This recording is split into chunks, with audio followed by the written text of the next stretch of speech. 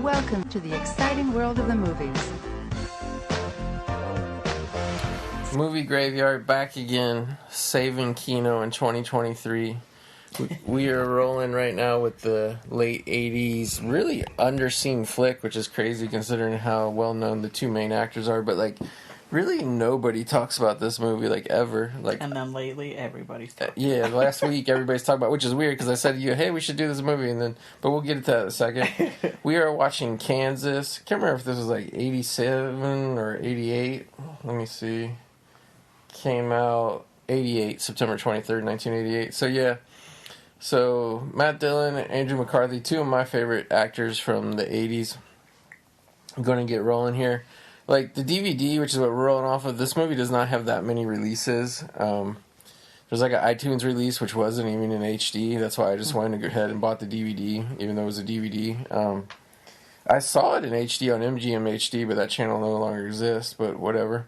So this wasn't originally an MGM movie, but there's an MGM logo on the DVD. I don't know if that will be on the digital version. So I'm just going for when the movie actually starts, just literally a black screen, and it's going to fade up. We're 8 seconds into the DVD, and it's going to fade up to a train. Like this movie, like even you said the other night, you're like, what, it just starts like that? Like, yeah. Like there's like no titles, no nothing for like the longest time. The movie just starts. So 8 seconds in the DVD, I'm going to say 1, 2, 3, go. When you hear me say the word go, please hit play on whatever you're watching this on. All right, everybody, 1, 2, 3, go. And here we are going into the magical Kino world of Kansas. Mm-hmm. Which, like, by the way, too, like, even if you want to go find a DVD of this, like, on eBay, which is, like, where I found it, because I think it's technically out of print. Although it's not an expensive one, you can still get a brand new sealed copy for, like, $10 like I did. But it's, like, because the word Kansas is, like, just general and in so many things, like, it's so hard to even find it, come and search. You always come up with all this other shit. Same if you're looking for it on digital. But, yeah, we literally start with some old-timey hobo tramp stuff here. With Andrew McCarthy running, trying to jump onto an empty boxcar train. Oh my god! And he almost falls down. It's and, so torturous to watch him trying to. I get know. in there. It's good though, but you can tell it's really him like doing it. You know what I mean? Which, by the way, this DVD does not have English subtitles, so we're actually rolling on Spanish subtitles, even though neither one of us are really that good at Spanish. So, like, try just to remind us like what they're talking about. Kind of. Yeah. So, like, literally, yeah, he's hanging off the side of the train, and finally Matt Dillon, who's in the boxcar, helps him up and tells him, hey, you know, you got to do that better. That's a good way to lose your legs. But he basically, Andrew McCarthy rolls down right here, what's going on. He was going all the way from Utah to New York. That's, like, so cross-country from, Yeah. He said Orem, Utah to New York. And he was driving across all these states, and his car actually caught on fire, and he lost everything. His luggage, his traveler's checks. He had a silver tray he was going to give his buddy. He was going to his buddy's wedding. He was supposed to be the best man. And he's still trying to get there any way he can. Like, literally, he just has nothing. He's just jumping onto boxcars now, trying to get to this wedding. Which, if, like, my car burned up, I would just be like, I'm just going back. Yeah. Like, just go find another buddy to be wrestling. And, like, he's in a suit, which I don't think it was really, like, his wedding suit. But it's, like, it's still a suit. And, man, this fucking suit gets trashed and dirty, destroyed in the course of this movie. Yeah. But, yeah. But I always like this movie. Be real honest, I can't even really remember directly what the first time I seen this. I mean, I know I didn't see it any time near when it first came out. I want to say I rented it on video or either saw it on TV, probably like the late 90s, probably like a good 10 years after it came out. And I just always was drawn to it, obviously, because I'm a big Andrew McCarthy fan. He's kind of like my favorite of the young 80s actors. I was just finding him very relatable. And then, like, Matt Dillon was, like, the coolest fucking 80s actor, especially in the early 80s. He, you know, he's coming up, doing stuff like The Outsiders and all that. And Matt Dillon to me was kind of like the 80s version of James Dean. So, like, yeah, like, I was just always drawn. Finally, we're, like, probably 5 minutes in the movie now. We get Trans World Entertainment for it. Which, like, I always wanted to buy the poster of this movie, and you can get it for, like, literally $5, the original poster. Because it's like the worst fucking. I mean, they didn't have Photoshop, but it's just literally their two faces in front of a fucking wheat field. It's such a disappointing poster. Because the DVD cover, I did buy the press photo set of this about a year ago. Because I knew the way I was decorating this room, I wanted to put some like they're not really lobby cards. They look like lobby cards, but they're press photos. So right behind us, I have the black and white press photo of Matt Dillon and Andrew McCarthy sitting on the train tracks, which was like kind of like every time you saw the VHS or anything, like they would put that on there, like and same with the DVD cover. But yeah, I wish that was the poster. I would love to have that image as a poster. It's really cool looking. But yeah, so basically, like this whole movie is just basically these guys,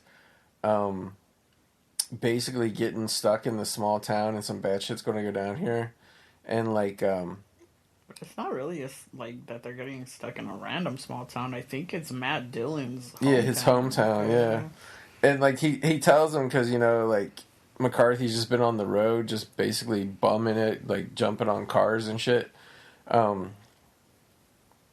He tells him, we're coming up on this town where like they have this like whatever festival, and like there's a big feast and anybody can go there and eat. And he describes it. It's like this is one of the things that like I was telling you after, like, I don't know, a day or two after we watched this, that I was like traumatized by it, because like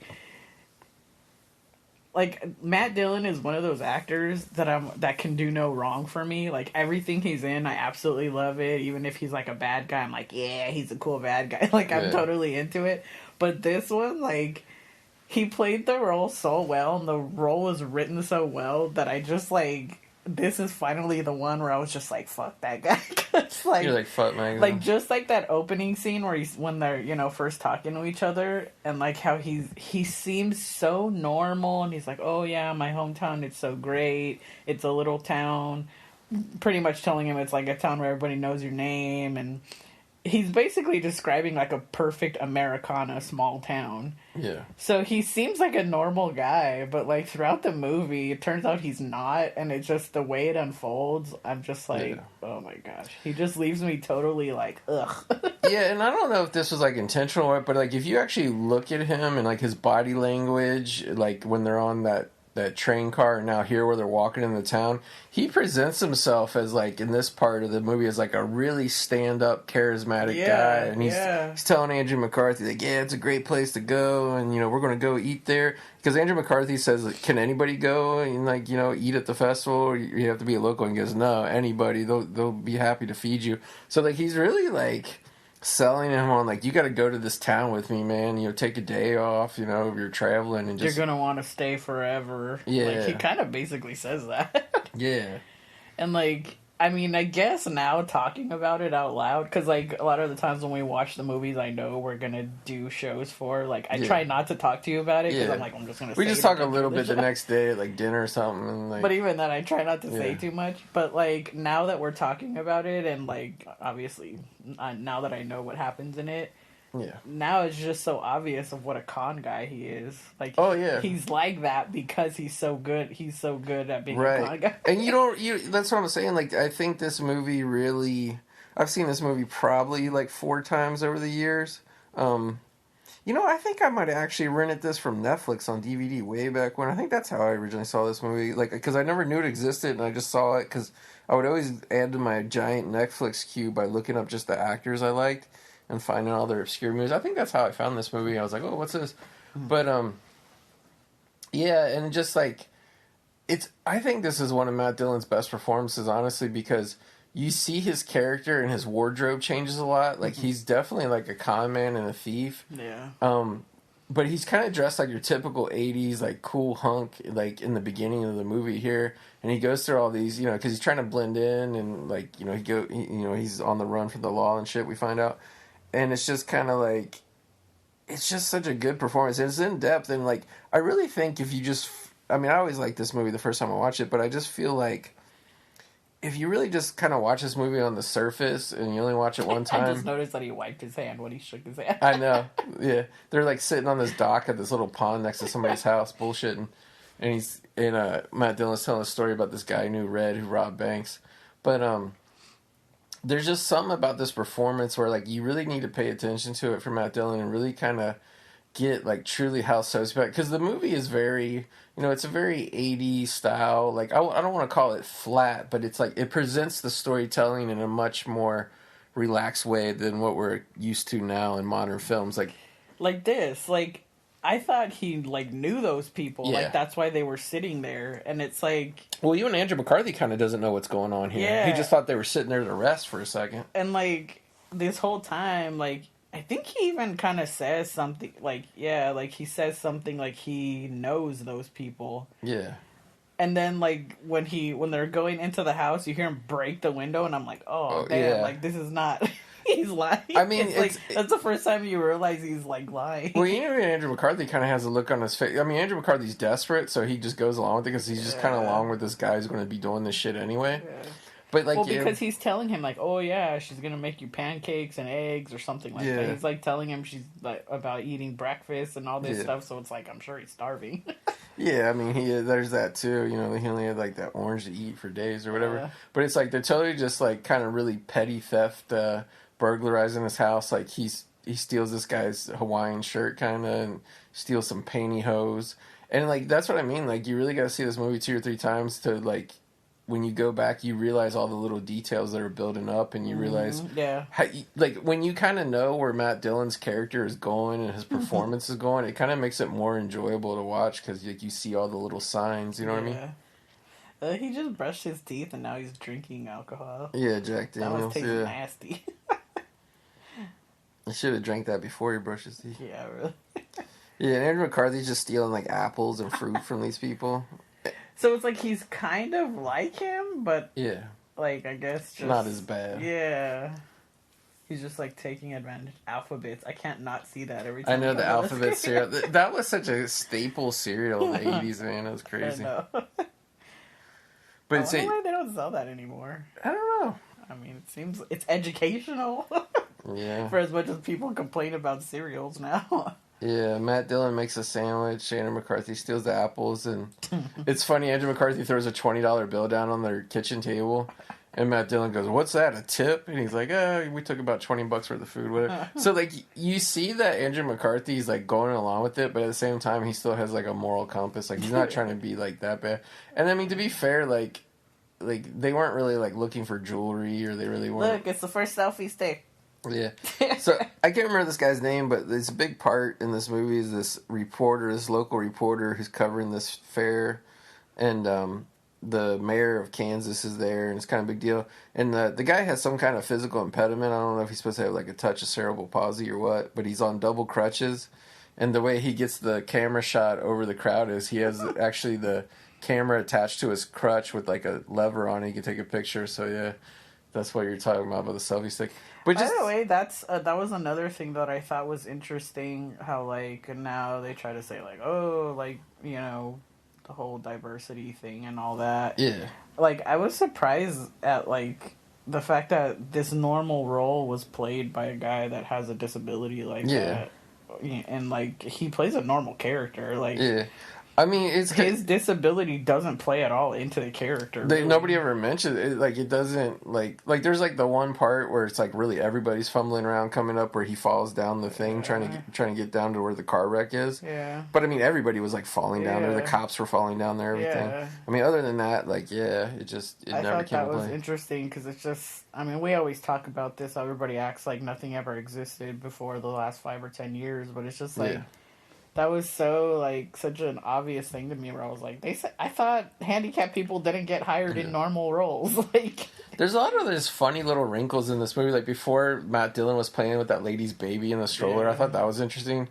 And here they run into the guy whose house they burglarized, and the guy's like, "Oh, I got a shirt just like that." And Matt Dillon, see, like this is where like Matt Dillon's a real con man because he comes up with this whole story where he's like, "Really?" He's like, "Yeah, when I bought this shirt, the guy told me it was one of a kind. The salesman must have lied to me, Yeah.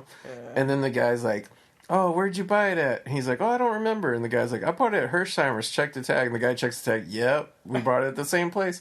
And what's hilarious is right in front of him, Andrew McCarthy's drinking the little bottle of Jack Daniels. Yeah. And like he even intentionally puts it in front of him because like they realize how much of a rube this guy is and how he's not going to figure it out. And then the guy sees the bottle of alcohol, which is really his bottle of alcohol, and he goes, "Ooh, I like your taste in alcohol." And they're like, "Here, have a drink." They give him a fucking drink.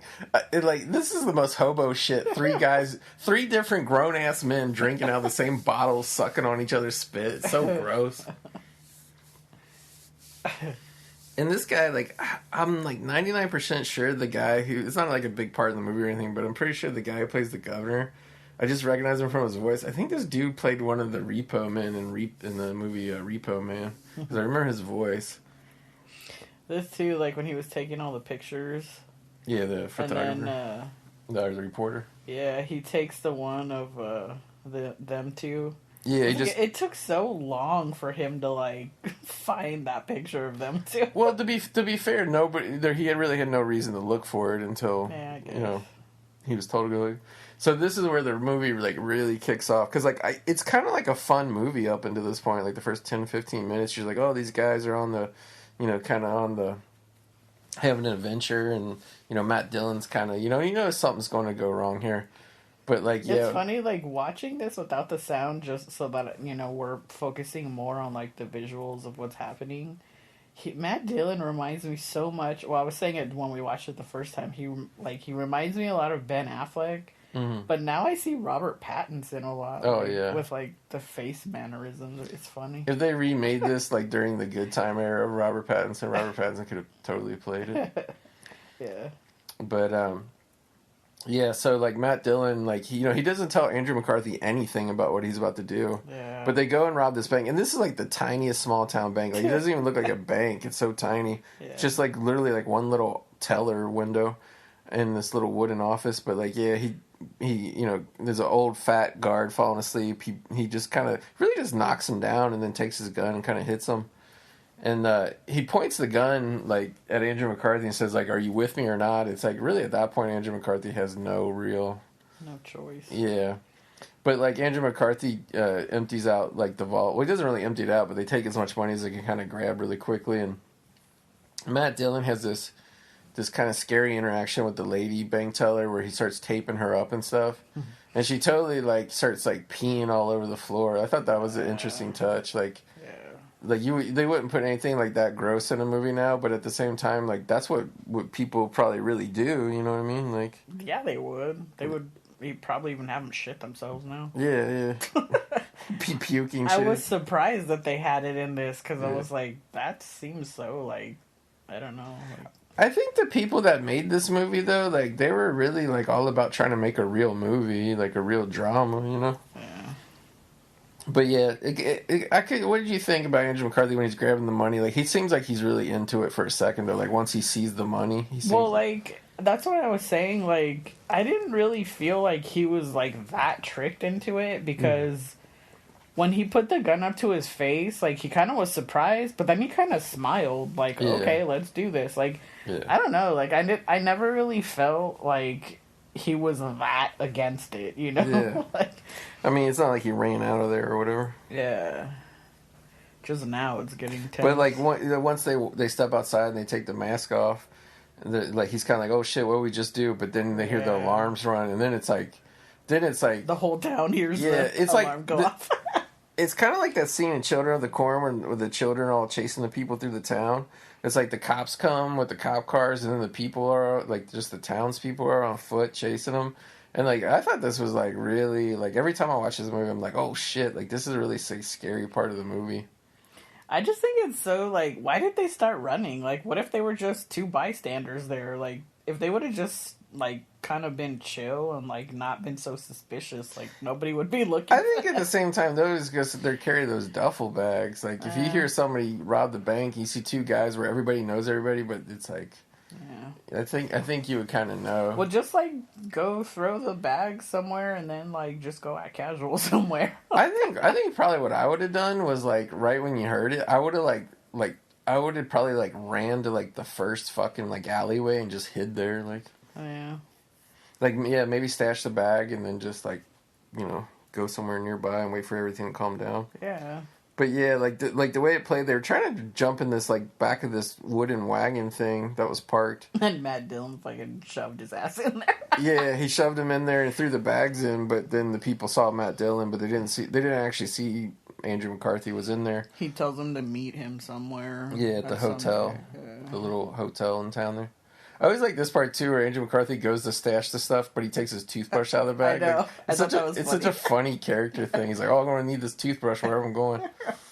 Yeah, I thought that was funny, too. So, yeah, Andrew McCarthy goes, to kind of explain this plot here, he goes under this bridge. There's like, oh my God. I don't know if it's a river, just a creek or what. I mean, it's kind of like a river, but it's small. And he stashes the duffel bags of money underneath. You know, it also has like their clothing and shit from where they were traveling. But, you know, the important thing is it has the money. I don't know why, but I always thought this cemetery looked like the cemetery in the remake of Night of the Living Dead. But he stashes it, and meanwhile, like up on the road there is one of the governor's aides was taking his daughter away. Damn, he almost ran over that guy. I know, that was like a good tense moment where the cop backs up and almost runs that guy over. There's a lot of stuff in this, like with the stunts with like cars and people, where I was like, I don't think they had a stunt advisor on this. Yeah, it looks super dangerous. It does. I thought it was like funny. This part right here. Yeah, so like basically the governor's daughter is in this car, and like the guy pulled over to change the flat tire, and basically the cop cars are like they hear that Matt Dillon's been spotted at the cemetery, so like they don't even know Andrew McCarthy's over there, and he's not moving. So the cop cars come, and like they both try to go on this like little bridge, but they can't. So they hit the governor's car. The one cop car like then swerves from some other people driving on the bridge. Like everybody pretty much goes in the river. The little girl's stuck in the car. She goes in the river and starts drowning. But what's funny is like the town people are there and the other cop is there, and like they're all worried about the cop who's like clearly like getting out of his sinking car, and like nobody even notices that there's like a little girl drowning over there, except Andrew McCarthy, of course. Oh my gosh. Yeah. So he jumps in and goes in and saves the little girl. You know, I feel like, and I've been like thinking about this movie because sometimes movies stay with me for days after I watch it. Yeah. But there's very much like an angel devil kind of thing with this, because like the way Andrew McCarthy's like light haired and has that kind of angelic baby face. Yeah. And then Matt Dillon's like dark haired and like all like street, you know? Yeah. Like, it just, you get that, especially with the way the movie plays out, like, he just has all the luck of an angel, Andrew McCarthy, and then Matt Dillon just is like, has all the luck, quote unquote, of the devil. He's always getting in trouble for everything. Yeah, Matt Dillon is like, which that's kind of how it is. There's so many like 2-bit hood guys out there, criminal guys, that do all this illegal shit, but like they're just dummies, or they have bad luck, or they think they have bad luck, but it's really just because they're dumb. But yeah, and I mean it plays. We'll get into it, but it plays out throughout the movie. See, like that scene where he was like running like in the dirt and stuff with those crutches. It's like it was like nothing. It was like he was just a normal guy running. Yeah, that guy was really hauling ass to trying to get there. Like this is the part where like everybody starts falling down. He's very able for somebody who has a handicap. Yeah. He's quite impressive. It's just like one leg that's messed up. Yeah, I think one leg's immobile. Oh, God. Yeah. When he falls down, it looks bad when he falls down. But a lot of the guys are falling down. So yeah, Andrew McCarthy gets the little girl on the shore, and the cops take over, and he just kind of, like, nobody's even looking at him except the reporter guy, and he, like, runs away, which, like, you know, is very suspicious in itself. This is funny, too, where, like, the bank teller lady's getting interviewed, and, like... She's so nasty. She is gross. She's like smoking a cigarette out of nervousness, but she tries to like say something about he got fresh. He tried to get fresh with her or something, which was actually totally not true. She was peeing all over. And then she was like, "Oh, he kind of fondled me and rubbed up against me." Yeah, it's like she wishes. Oh, she claimed that he lifted her dress. Yeah, lifted her dress, yeah. It's like, ew, you just peed all over yourself. Why would he want to do that? And, like, because before they went in there, Matt Dillon said something about a girl working there that was super slutty. And, like, yeah, the cop was laughing when she said that about the dress. Because, like, it's like everybody knows she's, like, the town slut or something. Yeah. And this is funny, too. This repeats later, the bank teller guard, when he talks to the cops. He's like, yeah, he got the drop on me, but I hope he comes back. It's this old-ass man. He's like, I got something for him. I'm got a special invitation for him. Blah, blah, blah.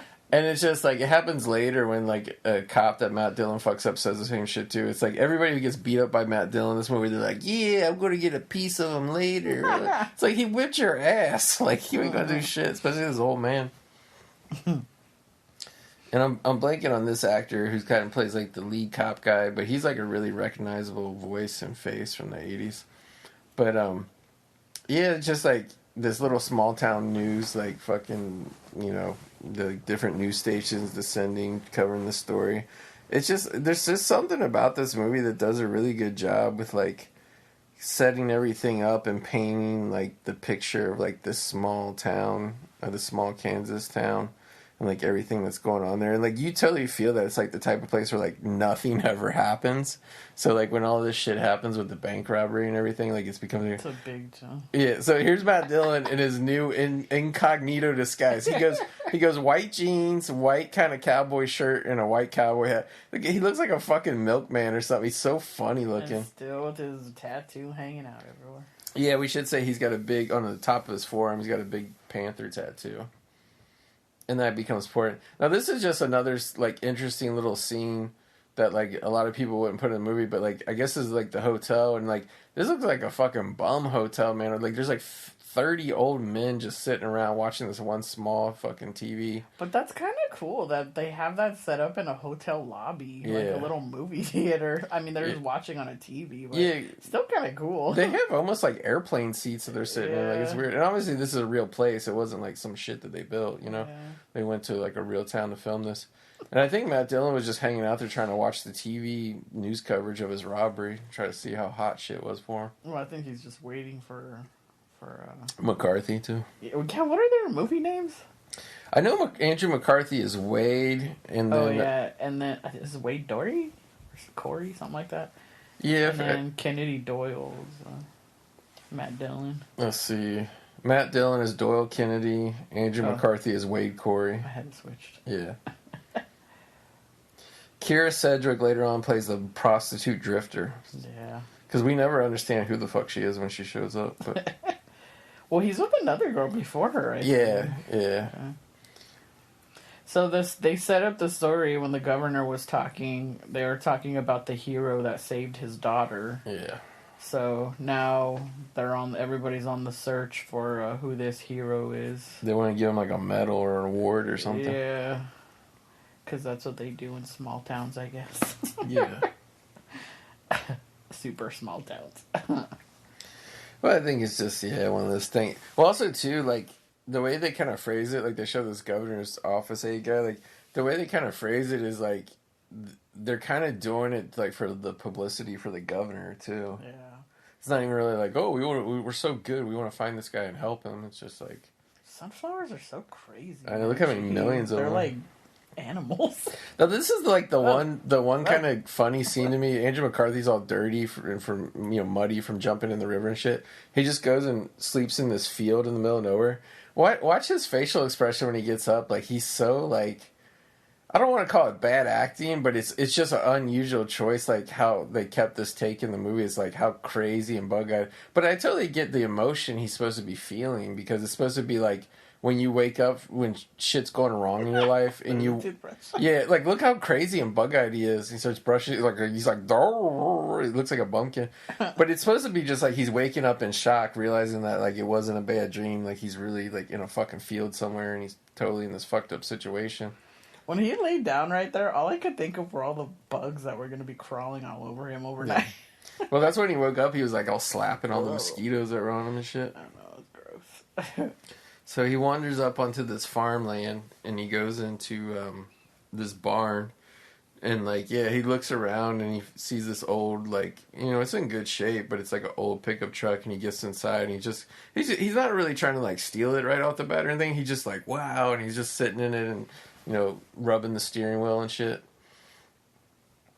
Like I thought for a second at first he was just going to like climb in it and go back to sleep or something, but. Yeah, and then... I thought he was going to steal it. Yeah. But he's kind of just fucking around with it, like looking at the mirror and shit. And immediately Leslie Hope, who's the female lead of the movie, comes in on a horse. Who he noticed during the parade earlier in the movie. Yeah. Because she's riding the horse. Yeah, and this is her first movie because I know in the trailer they're like introducing Leslie Hope, but And right away she's like, "What are you doing? Yeah. Are you gonna rob it? Are you gonna steal this truck?" She's not the stupid female. no, she's very smart. It looks like I guess she played the wife on the TV show 24. And then she also was on Suits, which was the best TV show of all time, apparently. Everybody was on Suits. Everybody was on Suits. But, yeah.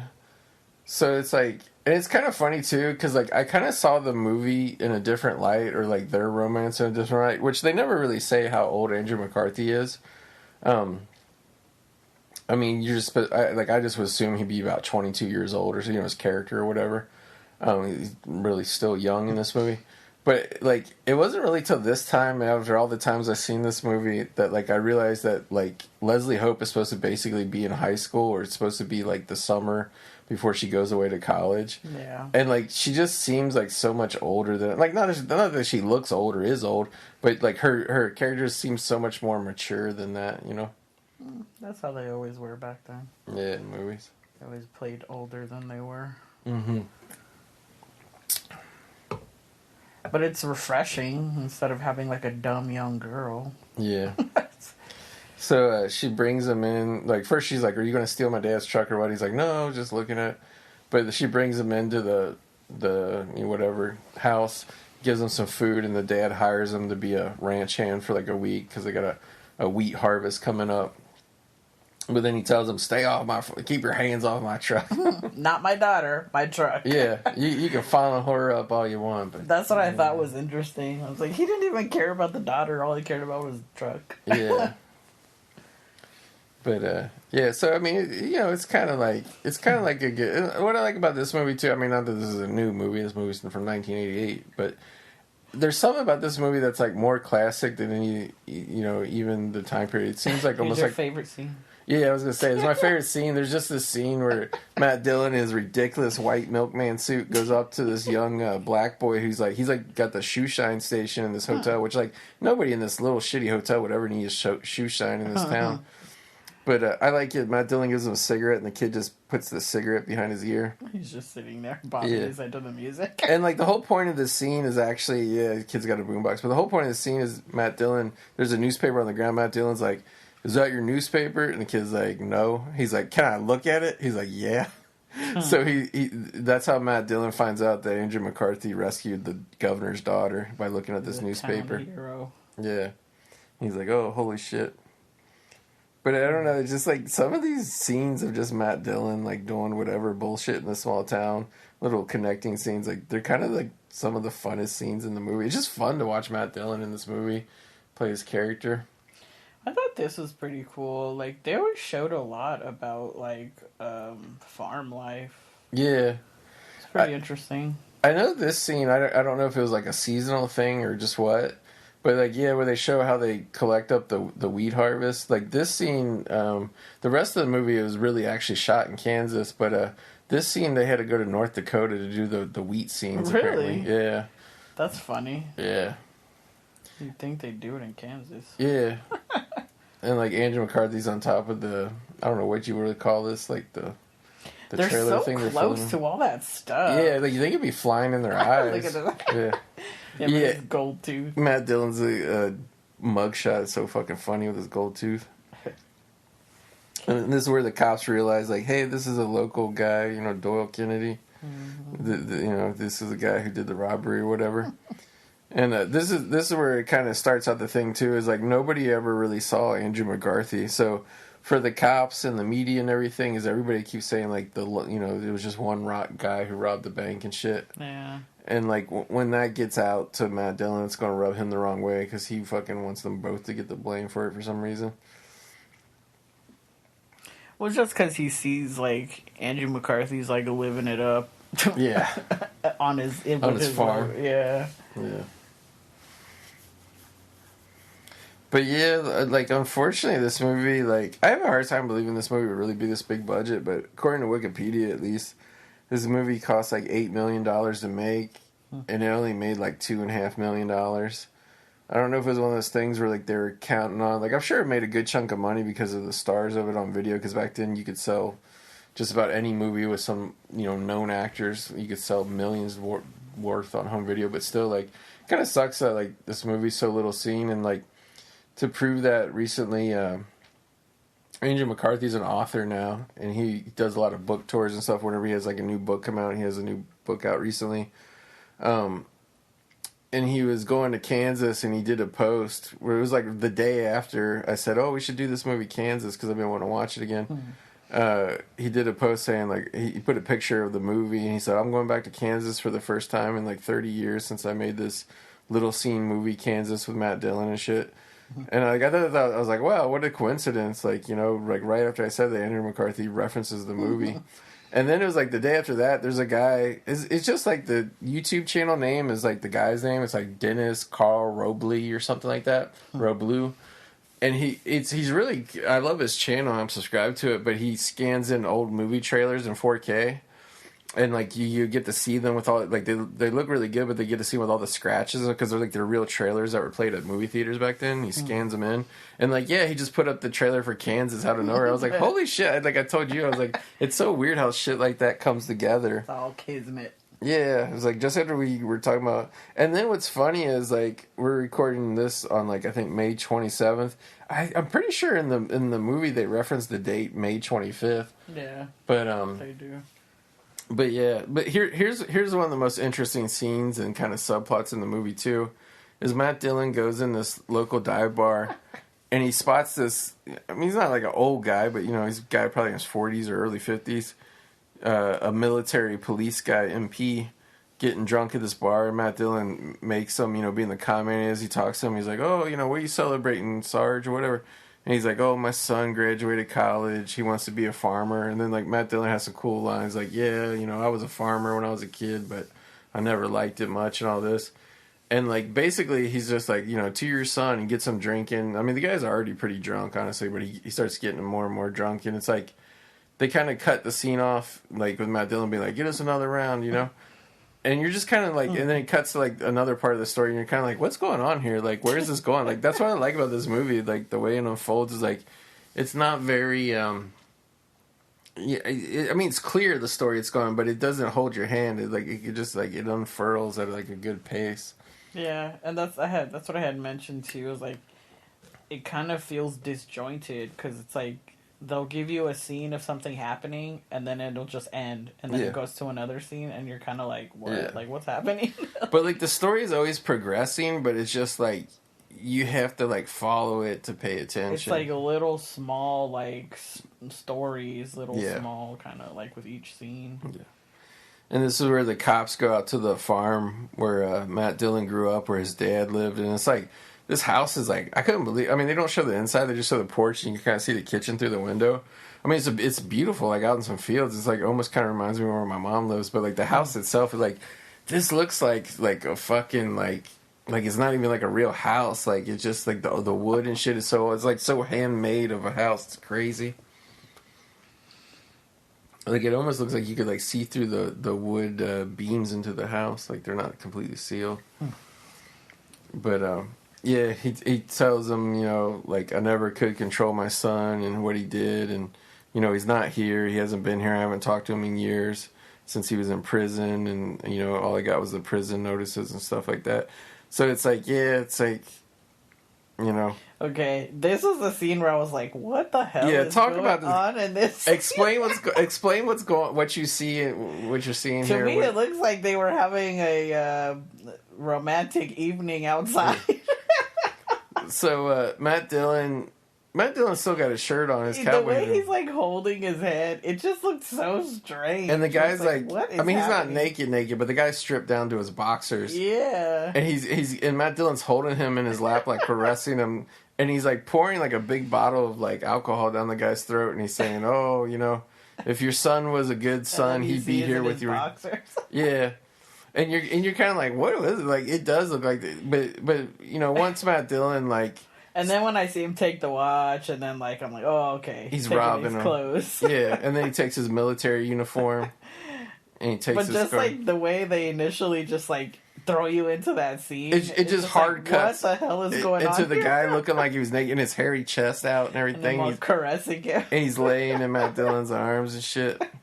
It is, but I think it was kind of like intentional. Like I don't think that was accidental. Like just so weird looking. Yeah, I mean, I'm sure that wasn't the intention at all. It just that's just the way they decided to see it. And the guy was supposed to be so drunk. I think it'd be funnier if like sitting up? Matt Dillon fucking was like naked too.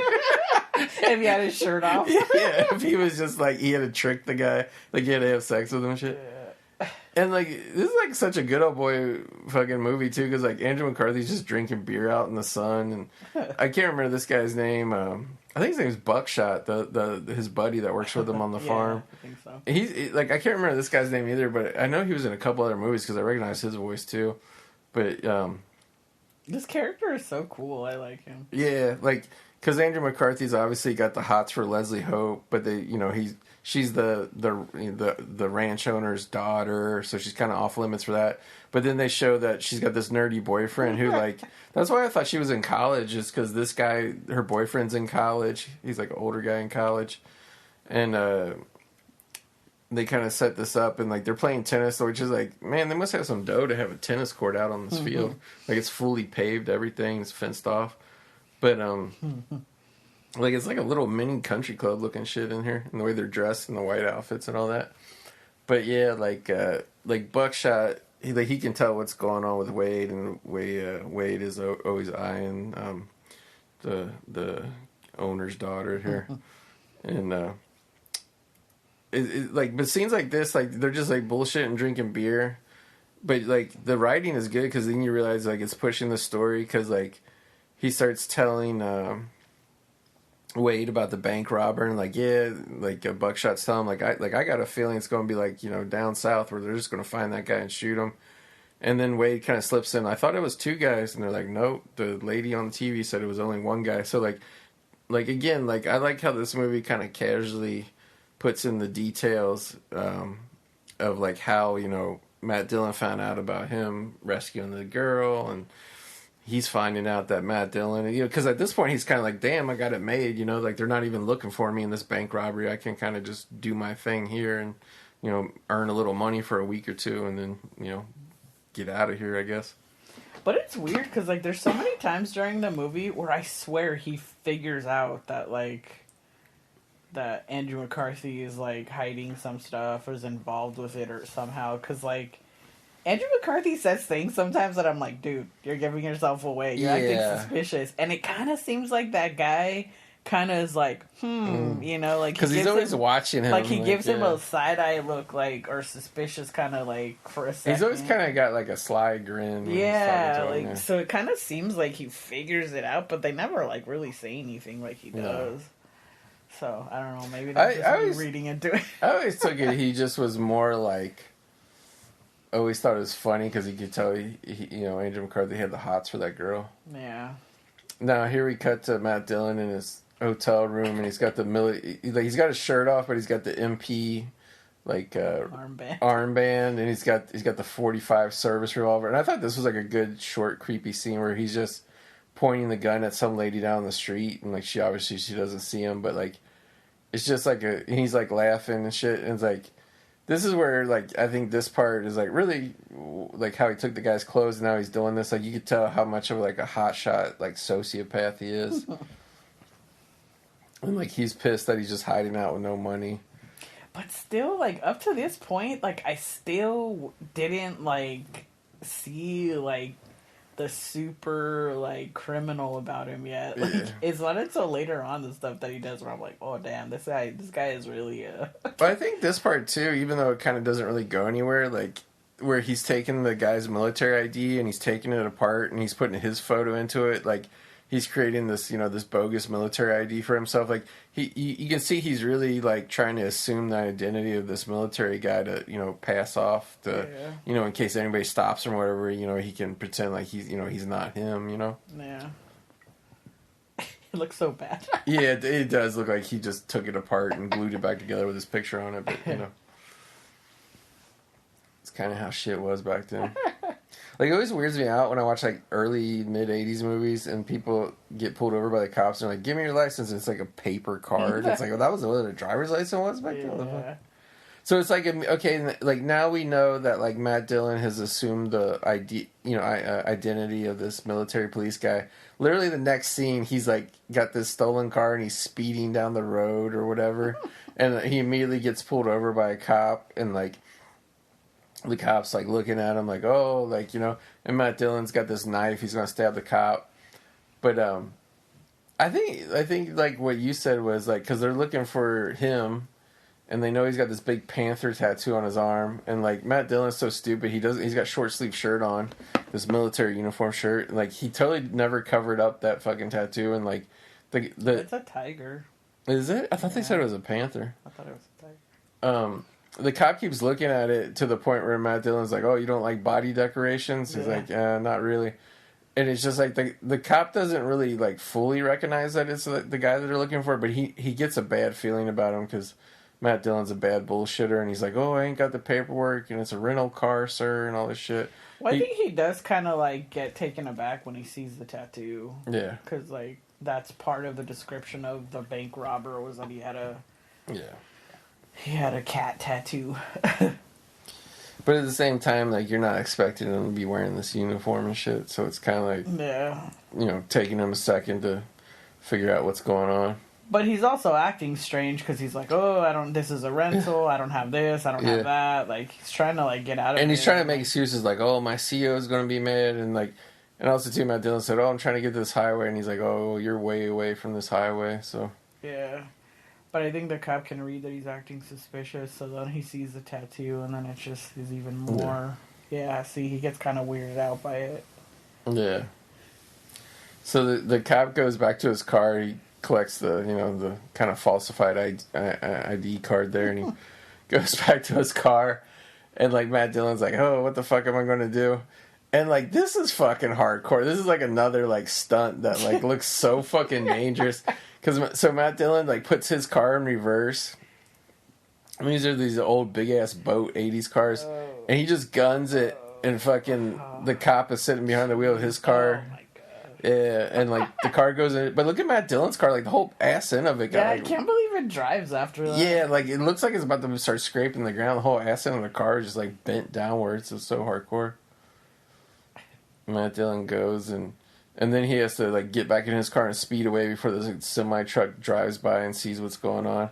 But yeah, it's just like, I don't know, like I really like this movie because, like you said, like the beginning of the movie, like what you think about Matt, even after they robbed the bank, yeah, like it is Panther. Yeah, but here's the cop, and the cop's like all like busted open in his eye and shit. And again, look, he's here telling him, he's like, if I get a chance at him again, I'm going to get him so good. It's just like everybody gets their ass kicked by Matt Dillon, so he wants to fucking rematch. It's like, why? He gets the best out of all you fuckers. It's pretty gnarly, like injury. Like it looks like the guy's face is split open there. Like they put stitches on him, but like it's split open. Yeah. But like like you're saying, like you don't really like at the beginning of the movie, you don't ever think Matt Dillon's like really capable of this. Because I mean, he's doing criminal things right now, but they're not that dastardly. They're just kind of more mischievous kind of things up to this point. It's not till like the later stuff that he starts like you're kind of like, oh damn, this guy's crazy. So Matt Dillon has to really like hide out, and he's got like zero money, so like. This is really interesting, too. He goes to where, like, this carnival is setting up, and he knocks on this fucking horny, like, I don't know what you call her, this slutty woman who runs the carnival. And in a new outfit. Yeah. It's kind of like a mixed match of his old outfits, though, because he's got the pants and the hat, but he's got a new T-shirt. But, he comes in, he's like, oh, I'm so-and-so. I forget what he tells her name is. But he's like, I'm so-and-so, and I used to work at this carnival, and, and she's like, well, I had a guy leave, and... whatever. And she's even like, oh, this guy walked off and let the ride run in and it was spinning around. Everybody's about to get hurt. And, like, Matt Dillon's like, ma'am, I forget how he says it, but he's like, ma'am, I run a safe ride. I don't let nobody know horseplay. It's so fucking funny. But it's great, though, because it's like, what I'm saying is, like, he assumes like these characters and identities. He's such like a good bullshitter con man. Yeah. And then like immediately, he's dripping wet. It's raining. She gives him a robe to put on, and he's like, "Can I get a cup of coffee from you?" And she's like, "Okay." She started making a cup of coffee, but it's so obvious. Even though like they don't show it this time, they kind of show it next time. But it's so obvious that like they're just gonna start boning in like 5 minutes. It's just so funny till she's like, I'll give you a hot and a cot, basically. Yeah. It's just like, you're just gonna let him stay in there with you? Yeah, I know. It's so weird. Like, did you let the other guy stay there with you? Yeah. Bob Gaddis. Yeah. Bud. Everybody calls me Bud, though. Hi, Bud. I mean, she's really not, like, that bad looking of a woman, really. She's just, like, fucking super trashy. Yeah. And, like, I like how they kind of hillbilly up Matt Dillon. Like, he's still got his same old Matt Dillon hairstyle in this movie. But, like, they shave, like, a line in his one eyebrow. Like, he's got a scar, and they give him the gold tooth. It's kind of cool. Dang. He was standing right in front of the door. Yeah, I always thought that was funny. That was weird. It was funny. Buckshot leans out of the truck. He's like, thank God for air conditioning. He starts pressing his cold hanky on Andrew McCarthy.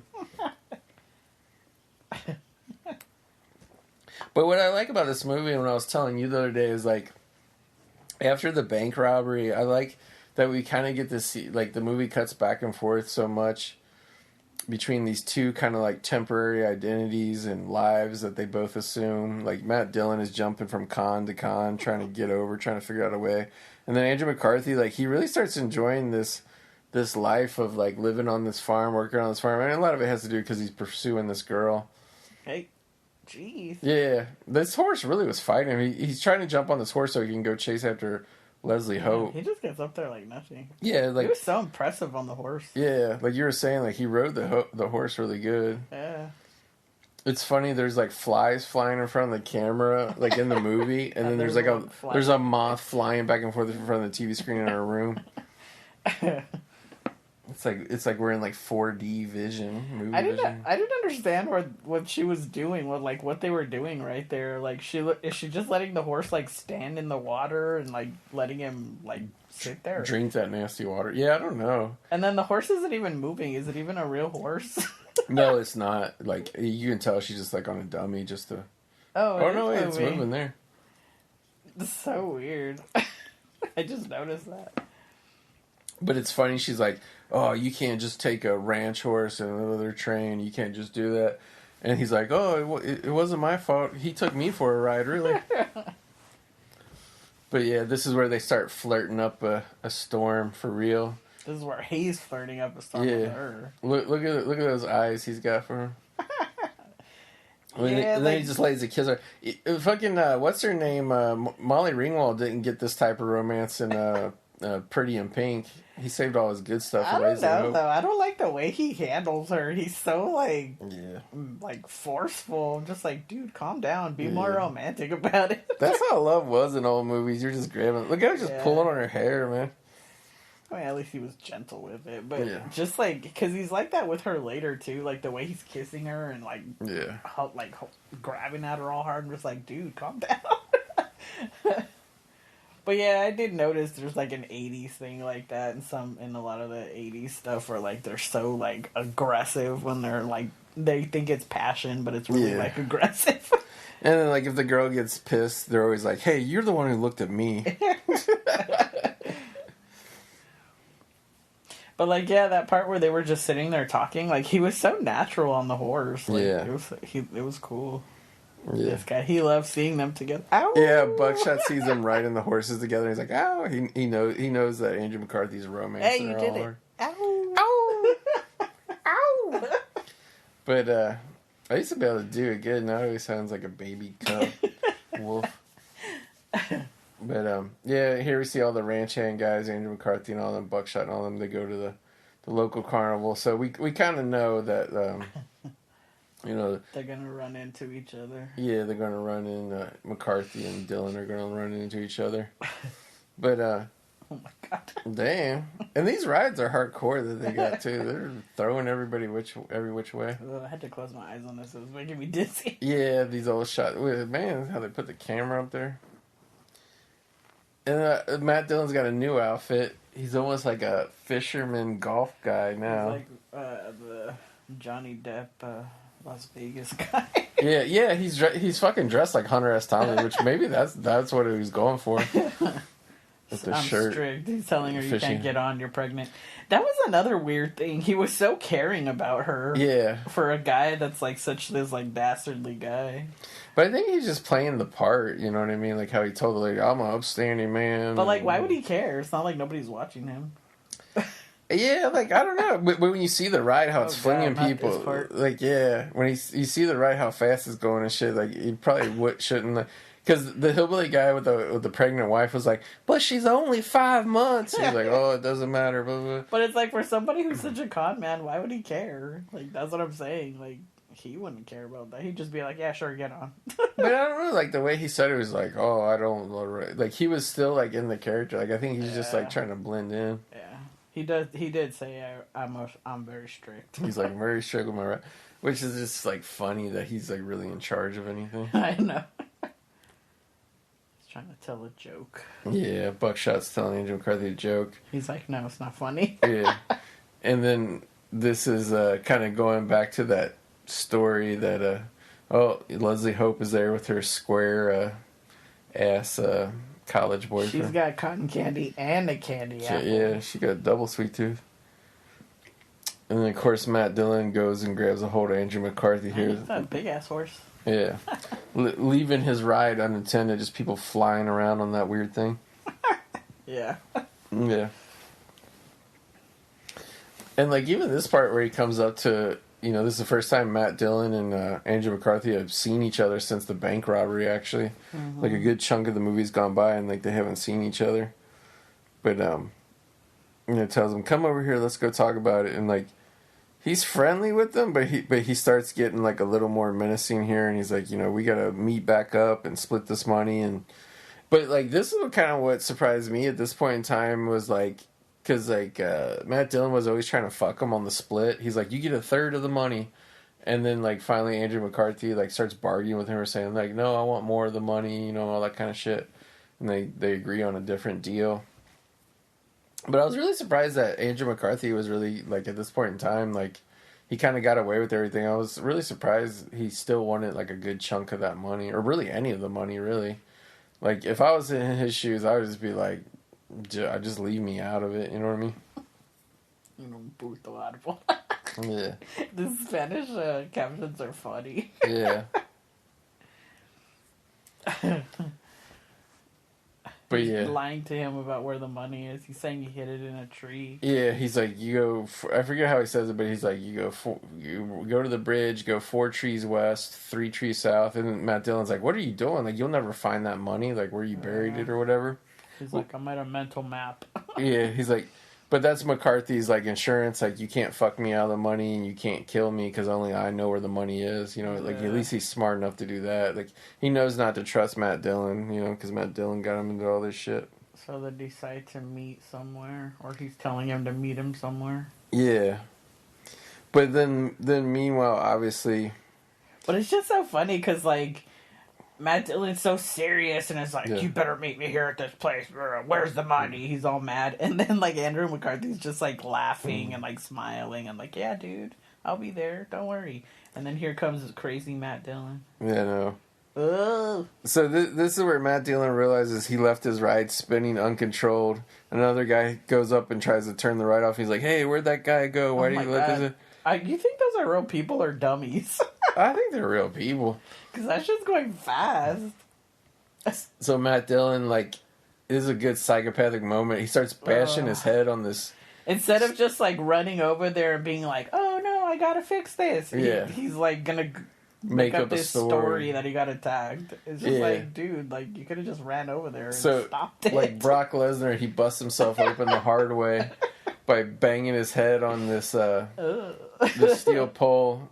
It's a good scene watching him bang himself over and over the head to get himself bleeding.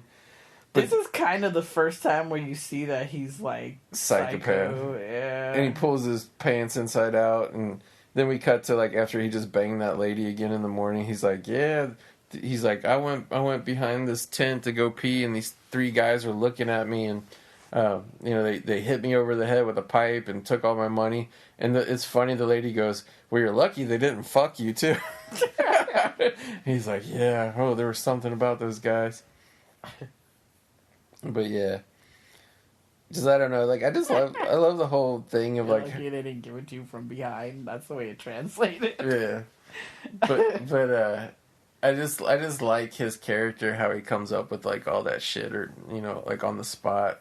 Well, no, he wants to get a piece. Yeah. I think he says he had $75. That's all he had. Yeah.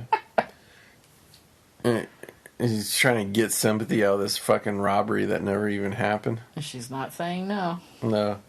Yeah, I mean, they've been banging for 2-3 days or however long he's been working there. I don't get that impression. Yeah. No, before they were always drinking the ranch hand. See, this part, I feel like he suspects something, because, like, why does he give him the newspaper? It's just weird. I don't know. It doesn't seem like that this time. I think it was just more of a story thing of, like, Andrew, like, they were probably just passing the paper around, taking turns reading it. Andrew McCarthy. It didn't seem like it as much this time that I saw it, but I guess because I was curious about it, like, when I was watching it the first time. They got Matt Dillon's picture as the suspected bank robber, so now he knows that Matt Dillon is, you know, like, the cops are actively looking for him. Dang, is this day for night or what? Yeah, this is a weird shot. Like, yeah, maybe it's supposed to be like dusk, but like, yeah, you can see the wheat real good, but like the top half of the sky is like all dark and shit. Dark. I think it's just like rainy. Yeah, because this is where the rain comes in and starts killing the crops, and then because he was originally like, I think on his last day, of working there, because the what do you call it, harvesting season was coming to an end. Yeah. But yeah, like like look at all the wood, like the water from the rain outside seeping through the cabin that they live in, the bunk cabin. Oh my god. Yeah. So like basically, yeah, like at this time he was supposed to go meet up with Matt Dillon to, you know, show him where the money is, and they were going to split up the money. But this sudden rain came, and then like the guy who owned the place was like, oh, the crops are dying, like we got to go out and try to save them. So like they all have to like run out, and like I don't really even understand like what they had to do, but like the guy's like, oh, you know, we can't recover from this. We're gonna need you to stay on for another 4 to 5 days. I don't think that was this part. He's gonna go follow her wherever she's going. Oh, is this where he goes bangs her? Yeah, that's what happened. Where it seems like they bang. He They just roll around in hay for like 5 hours. No, it's Andrew McCarthy. It's 1988. He's gonna bang her. Yeah, like I totally forgot about it, but that's what happens after they bang. They're like, oh, the crops are damaged. But yeah, so she goes in because the storm is scaring all her horses. Yeah. And then he comes in and he's like, it's kind of interesting though. I mean, we won't be able to figure it out like word by word because it's Spanish here, but he kind of does like this dance around. I mean, because like they barely know each other, but obviously they're getting romantic, and like, you know, he kind of like, I don't know. There's like a lot of love talk that's interesting, but it's more like read between the lines type of love talk. The scene is so funny because it's like, I mean, obviously you can't make a horse act. Yeah. But, like, she's, like, supposed to be calming it down. Like, it's supposed to be scared. But the horse is so calm and is just like, what are you doing? She's like, don't be scared. I know you're afraid. Mommy's here. Like, she's all talking like that. And the horse is just standing there looking at her like, what are you talking about? Yeah. Look at it. You're so pretty. Mm-hmm. Horses, man. That was a good 80s trope, too, to have the girl caught in the rain, and then, like, her hair's, like, all dripping wet and stuff. And then you have the romantic scene after that. Yeah, I was surprised her clothes weren't all see-through. Yeah. They weren't trying to make it that type of movie, I guess. But it's kind of funny, because, like, what I thought of the other night when we were watching this is, like, Andrew McCarthy had all this, like, fucking romance in movies around horses, because, like... There's this scene in Pretty in Pink where like they don't bang, but like they have like that. Oh, they're at that like barn. Yeah, they're right? Yeah, and they're like sitting on bales of hay. Yeah, I remember. And then like see like this, I thought it was so strange that she just like fell down to the floor. I'm like, what happened to her? She collapsed the power of a second. Did you see that look he was giving her? Oh my god. See, and they I like this though. This is like old fashioned romance novel shit. Like this really looks like a romance novel. Oh my So God. yeah, he takes Molly Ringwald to that romantic date at that horse stable in Pretty in Pink, and then he fucks Leslie Hope in this horse stable in this movie, And him rolling around fully clothed. and then there really was actually no horses in the movie, but then he made fresh horses with Molly Ringwald. So like he was really slinging a lot of dick around the world of horses. And Andrew McCarthy, he was helicopter dicking these girls in the world of horses. Oh my God! And here's these crazy equipment. Yeah, they go over to like the thing that like chewed up Dolph Lundgren at the end of Universal Soldier, that big shredding machine. They're like, look at these big hard spikes. Well, she took off her jacket. Yeah, He's still fully clothed. it's a pretty chase sexy. Like they're fully clothed the whole time, but there's multiple dissolves and cuts. I guess there it kind of looks like something's going on. Maybe he's thrusting into her. She's got her legs open. And then the camera goes behind the truck. You're like, ooh, what's happening? Yeah. I like this scene though, because like again, like the sociopath mind. Like Matt Dillon's walking around the fairgrounds and it's all been rained out and shit. And he goes over to I don't know what he's got, but he's got a bag of shit. Like maybe he's leaving or maybe he's getting ready to do whatever. And then he goes and he sees inside the trailer. He sees his slutty boss lady girlfriend has got a new stud in there that she's like whatever It doesn't hiring. look like a guy. It looks like another female. Really? I thought it was a guy. Yeah, it's a female. Oh yeah, you're right. I always thought it was another guy in there that she was getting ready to have sex with. But yeah, it's like a woman. Like maybe they were just talking, but I always took it as like he was like, oh, like somebody else is banging her now. I gotta leave. Or maybe he was just going back to see her, and he was just wanted to just like look at her one last time. I don't know. Well, I mean, really, he might get recognized. Yeah. If somebody else saw him, so. Yeah. I don't know.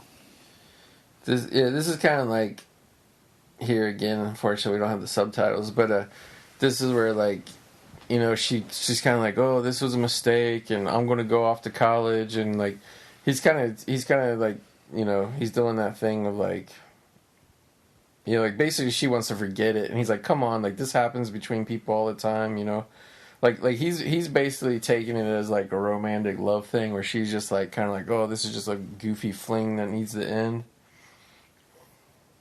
He's saying that it happens to everybody. Yeah. So what do you think of... It was my fault, 100%.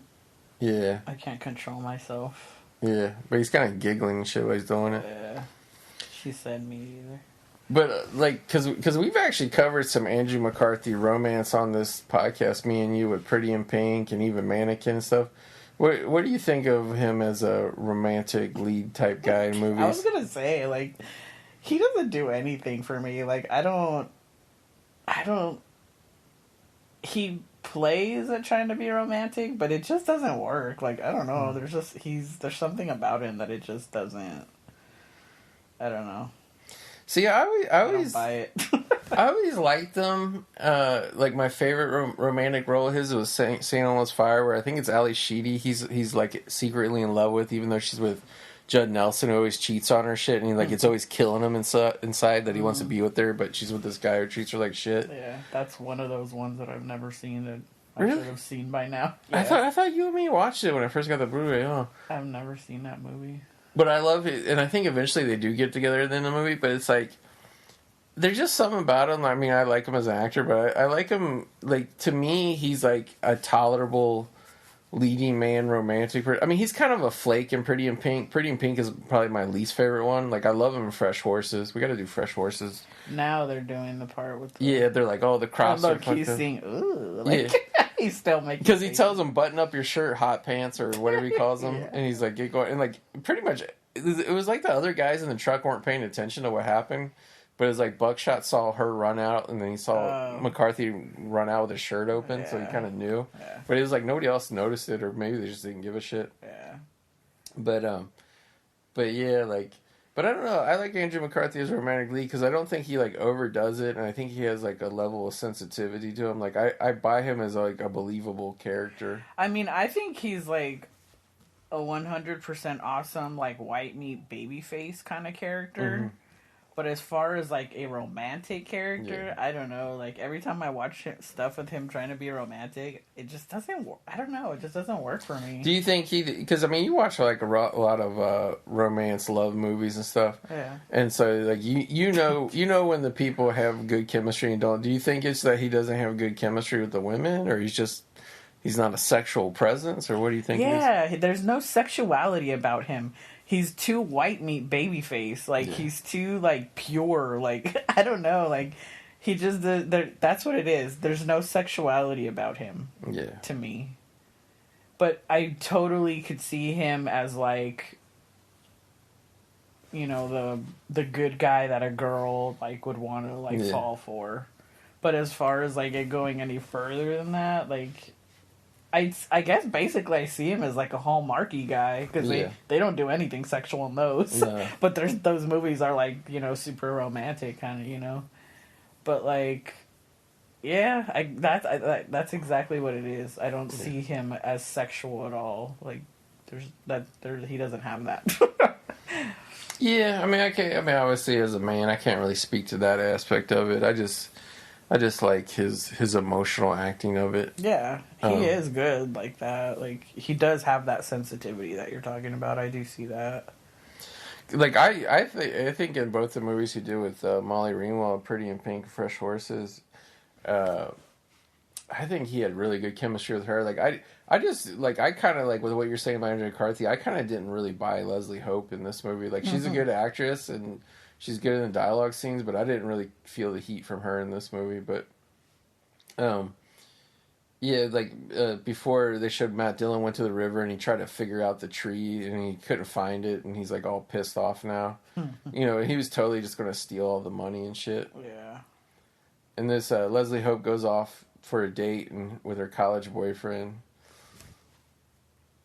And now this was funny too, and like I thought this was like an interesting, like I don't even really know if it's a misdirect or what, but like you see Matt Dillon's trying to hitchhike now, and this guy, and they never really say like who this guy is, but this kind of corny middle-aged guy pulls over and he gives him a ride and stuff, and I think it's like kind of intentional, but like with all the shit you've seen like Matt Dillon do in the movie that was bad.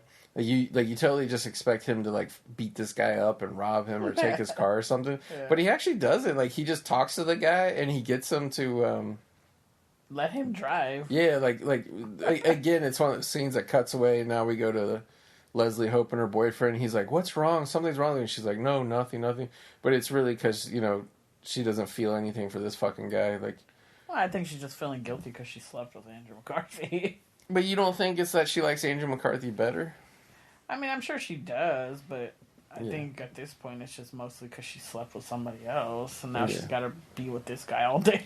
But I mean, with what you were saying about not feeling the heat really from Andrew McCarthy, I feel like Andrew McCarthy's a stud compared to this fucking wet noodle of a boyfriend. Of course. Like this guy looks like he couldn't get laid in a whorehouse. Like he's so limp. Well, yeah, that's the point. Yeah, I mean that is the point. It's not a criticism of the movie. Yeah. Is he and like this guy? Yeah, they're out in the field and they see her driving by and her boyfriend smiles. Yeah. Now this is the scene we're talking about where it cuts to Matt Dillon and that guy. And he pulls up in his car. Yeah, Matt Dillon's driving the car now. Like he was in the passenger seat. Now he's driving the guy's car, and he tells him like, "Oh, thanks for the ride, Bob." And he's like, "Oh, if you ever need anything, Billy, let me give you an address. You come by and see me and my wife and all this shit." I totally thought Matt Dillon was going to rob this fucking guy. No, he says, "Do you want me to drive you up there?" Oh yeah, drive you up the long like driveway. It's kind of a walk. He says, "No, it'll give me time to think about stuff." Yeah. Semper Fi, he says. Yeah. And he that's what I'm saying. Like we see Matt Dillon do all this like psychopathic shit, but like he just became friends with this guy. Like, but that's what I'm saying. Like, there's like weird things where he acts like he cares about people. Yeah. That's why that's why he's just, this movie just like traumatized me with how he gets like. It's complex though. After this, it's like he starts getting like more and more crazy. Yeah. Unexpectedly, to me anyways, at this point. Yeah, it's really complex. And they're trying to fix the crop field. There goes the AC. AC is kicking on. Time to hear the ghost blowing. Maybe we'll get some skunk smell in here. For long-time listeners, no, we Don't always curse us. the last 2 houses we lived at here, we always get skunked out when the AC turns on. Yeah. She's back from her big day. Yeah, the conflict of Andrew McCarthy has to see her come back from her date. Like, I don't really know, like, hey, look at him leaning up against that tree, like, he's like, tree. It's funny too, because like he's totally just like jealous, like, you slut, like, you got a minute, like, come talk to me. I didn't think that's what he said. And they usually look, he's just like, you slut, like, you're so, like, He's not saying. but they have this argument here though, where he's just like, what are you doing? Like, you're with this guy, and like, we're together, and she's like, come on, she's like, Oh, she tells him, I'm gonna go. This is the dialogue where she's like, I'm gonna go to college, and I'm gonna join a sorority and date other guys. And he's like, what, you're not even going to date this fucking limp dick guy anymore? You're going to go date other guys? So now he does kind of guilt trip her, like, well, now you're just going to be like a slut? Or like, I mean, he doesn't call her a slut, but that's what he's inferring that, like, and I totally get, like, what she's saying, like, you sleep with somebody one time, you think it's instant love. Yeah, but that's the thing is, for him, it is. Like he's falling in love with her, like he has been this whole time. She's saying, we're going to college, join a sorority. You think that's stupid, don't you? But he's not really, like, shitting on, like, any of her shit. Like, she's just, like, shitting on the idea that they could have anything together. Because, like, and that's the thing that's kind of brilliant about this movie. Jeez. So, yeah, he grabs her face and kisses her all hard. This is what I'm talking about. I'm just like, oh, God. Like, he's so, like, it's too much. It just doesn't work. She's like, oh, get off me. I think that's what I mean by I don't buy it, because he's just not good at being, like, romantic, passionate. Like, I think, he's, like, frustrated, whatever. And then Matt Dillon... It said, besame el culo. Yeah. Kiss my ass. That was I love this part of Matt Dillon was just hiding in the barn listening to this shit, laughing the whole time of their lovers' quarrel argument. Like, yeah. I love he just jumps God. up and he's got this switchblade in his throat. Yeah, this is when shit turned for me. Yeah, this is the turn. So talk about what's going to end up happening here. Oh, God. He's gonna, like, be a super dick asshole. Yeah. Matt Dillon's run out of patience, and like he's ready to slit his throat, but he's like, oh, but you'll never find where I hid the money and all that. He's like, oh, okay. He's like, we'll meet up one last time to go find this money. And it's like, at this point, like, you just know it's like only a matter of time before Matt Dillon's going to try and kill Andrew He's McCarthy. telling me, if you kill me, then you're gonna get zero money. Yeah. Because he's the only one who knows where it is. Yeah. Kind of smells like fire. Does it? Yeah, I'm sure there's a fire somewhere in this town right now. But yeah, so it's like they make the plan, like, oh, we're gonna meet tomorrow. There's a store a couple miles away. Pick me up, get a car, pick me up. Matt Dillon's like, okay, I'll get a car and all that. But then, like, what's gonna happen here is like really going to kind of, I guess up the stakes, and really kind of show you how bad Matt Dillon really is in this movie. Yeah, now he's telling him, we'll meet tomorrow night. At 9, yeah. I'll be there. Oh, God. I think on this part was really when I was like, holy shit, what is he doing? Like, I was, like, really, like, surprised by this part. Yeah, he tells him, if you try to fuck me again and, like, all this, like, So basically what Matt Dillon's going to do here is he's going to light some of the hay up and start burning the fire just to say, like, you can't play games with me anymore because now you're going to be on the run too, because, like, I want to burn this shit down and basically, like, I want to fuck up your shit that you got going on this farm. He's saying that it's not just the cops that are going to be after you, it's going to be the FBI because the bank was FDIC. Yeah, it was insured. Yeah. Oh my God, this part. Yeah. On this part, I was like, fuck this guy. Like, I actually finally hated him. You finally turned... Because he's really... his character's really entertaining to watch. Because you can't stop that shit. No. like once you set up it was like raging in like barn 5 full seconds. Of hay, yeah. Even before he ran away, that shit was like super out of control. Yeah, it was.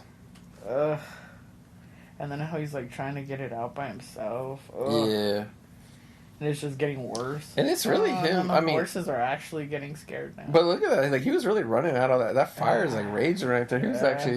Andrew McCarthy was actually running. Oh, my God, that horse is... So, yeah, Andrew McCarthy decides, like, you know, hey, the barn is fucked. At least save the horses. He lets all the horses out. And he starts trying to push the old truck out, too. But eventually the other guys are going to come around and help him get the truck out. Poor babies. But, yeah.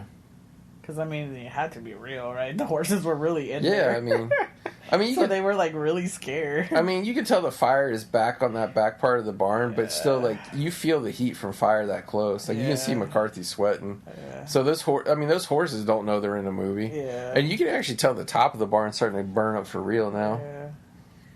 So, yeah, this is, like...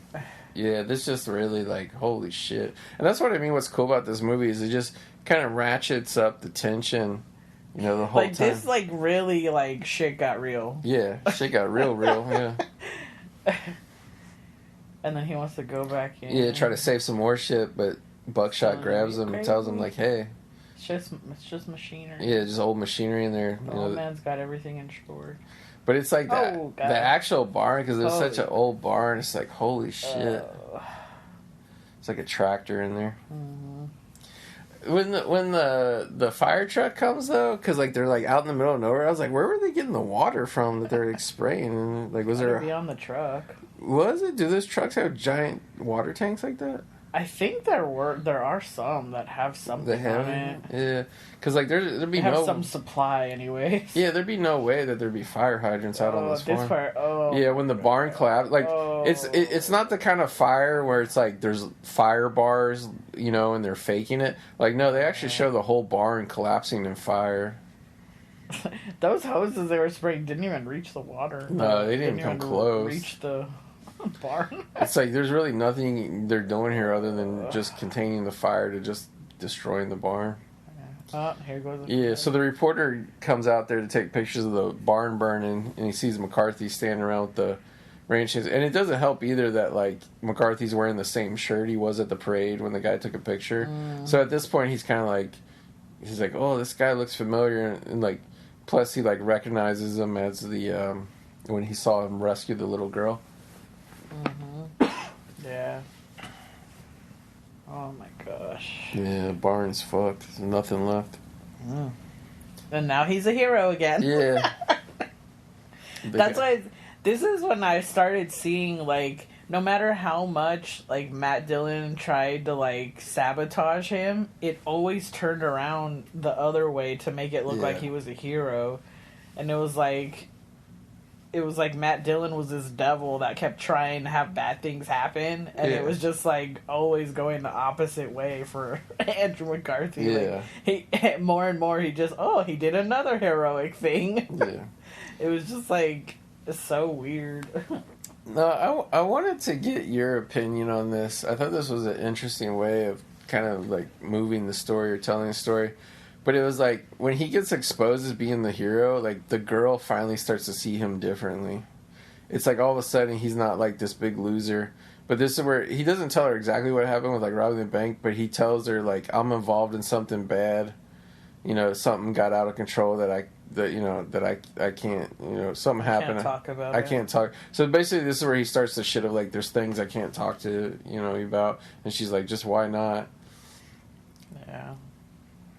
But I mean, she's like actually spending time with him and shit. And this reminded me of Attack of the Clones when they're in the field. I was gonna say this is totally a Star Wars scene. I know. That's so funny. I was just gonna say that when the scene first started. Matt Dillon's seeing Andrew McCarthy get interviewed on TV now. He's really fucking pissed at his shitty hotel. It's funny how he's always just like laying around in his underwear with his pistol. Look at him. He's so funny. Yeah, no, with a cigar in his mouth. Now this is where whatever she's called, prostitute drifter. This is where a very like almost unrecognizable. She's so young, a young acting skanky Kira Sedgwick is. Maybe I thought this was a different girl, but I guess it was her. Yeah, it is her. But like, yeah, maybe she was just a hooker that he hired. Like maybe that's because we were saying like. It seemed like at this part, like, we never seen him meet her, so we didn't really know, like... What is she doing? Just looking at herself? Yeah. It's funny. Just envisioning a better life. What was her character? Oh God, look at this picture. Yeah. Oh, it looks like a horse. It looks like they're eating a horse, like a rubber horse. It's like a luau where they're grilling up a rubber horse. Ugh. Yeah, I was just looking at the Wikipedia of the cast when I looked up to see what their story names were. Like, she's just referenced in the cast list as prostitute drifter. I guess she is that. Mm-hmm. Yeah, Andrew McCarthy's all dressed in a nice suit now. He's going to go meet the governor in front of everybody. Go accept his medal. But that's what's weird is this is just like the party for that. This isn't even the actual medal ceremony because the medal ceremony happens at the end. Then he gets his phone call from his friend. Yeah. I don't know why. I want to keep calling him Dally because that was his name in The Outsiders. I know. And he's got that gold tooth, so he just seems like his name would be Dallas. It's because we've been watching the A's games and I called Dallas Braden Dally one time. Dally. You probably have that stuck in your head. Probably was. Yeah, I need to get that 4K of The Outsiders. I need to see that again. So what he's saying to him, like, he's pretty much telling him, like, I'm gonna kill you. Yeah. It was another time where I was just like, I mean, it kind of seems like empty threats. Like, he's trying to be scary and, like, he totally reminds me of Ben Affleck and nothing. Yeah. He's trying to be, like, scary and threatening, but I don't know, even still, like, up to this point, like, he seems, like, fake tough. Mm-hmm. I just saw Andrew McCarthy when he was talking on the phone in the kitchen of the house. Like I don't know if they were salt shakers or what, but back up on the fridge, they had like some weird little Aunt Jemima figurines. Uh-oh. Yeah, I don't think that would go over well now. So Matt Dillon ducks into the post office because he sees a cop coming across the street, and that's where he sees his wanted photo or poster or whatever. And he rips it down as a souvenir, and he just sees some ladies looking at him. That was funny. Which is funny because she totally knows like he's some suspicious fucker, but he totally waved it at him. I know. I saw that, but he had to fold it up at least. Like, this is a cool Firebird he has too. Like, I'm glad they actually gave him a cool car for the rest of the movie. Cool stolen car. Yeah. I always wonder if it was stolen or if it was the girl's car, but I guess since he's driving it, he did steal it. This is so funny where he's like, look, I'm wanted for armed robbery. He's like, you should take that and frame it and put it by your bed. And she's like, write something nice on it, I'll send it to my folks. I thought it was just so funny how dumb his character was. Like, he's bragging about being wanted for all this bullshit. Well, they want to go. Now he wants to go to Hawaii. Yeah, because he's dreaming of getting his money. He wants to run away with her to Hawaii. And she's all about it. Because that was her dream. Yeah. That's what she was talking about in there. Dang, she was all up on him. And man, her hair is fucked in this movie. But so like ratted out and dry. That's what happens when you have curly hair. Yeah. Now the governor's here with the little girl. Yeah, they bring the daughter, and the daughter's gonna, they're gonna get a photo of the daughter that he saved with him, and I remember having dresses like that when I was little. I loved them because I loved how puffy they were. The little puffy dresses, yeah. There was this store back home that had was wall to wall of dresses like that. It was so crazy, you wouldn't even believe it. It's like the dresses, all the girls the little girls are wearing in Nightmare on Elm Street when they're skipping rope and singing the Freddy Krueger song. Yeah. I like this corn on the cob, man. It looked looked good. Yeah. I was like, damn, I want some corn on the cob. Some more Budweiser product placement there, Budweiser cups. A lot of Budweiser, and there was Bud Light in that one scene. Yo, he's all eyeing her, looking her up and down. What a perv. I know. I thought this was funny, is Andrew McCarthy goes to the bar, and he's like, hey, you got a margarita there?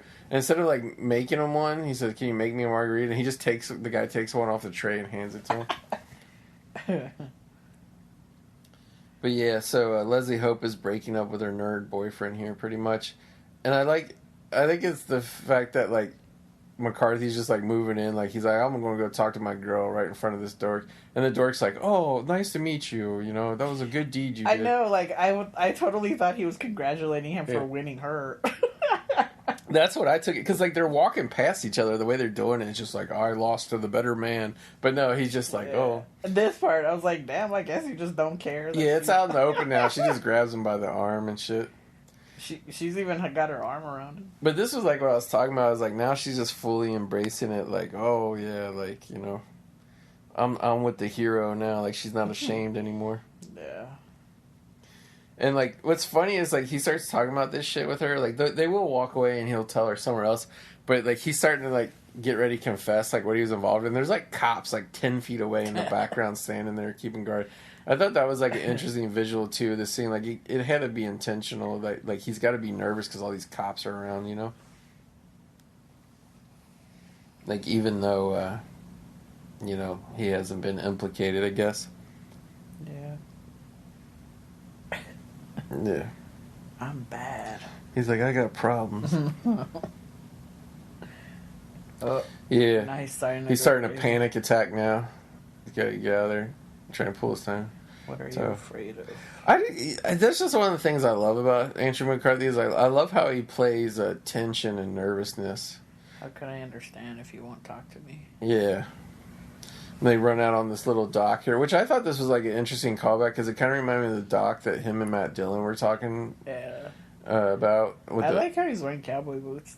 Yeah. Well, I mean, they're in Kansas, you know. But, there he's telling her. He's telling her, yeah, he was involved. You know, the next thing he knew, there was a robbery. He had a gun in his face, and she's like, "Well, you just got to tell them." And he's like, "They won't believe me," you know. Which honestly, they wouldn't be. She's like, "Oh god." Yeah, she grabs her stomach. Like it's just a well acted scene. Visually, it's good. Yeah.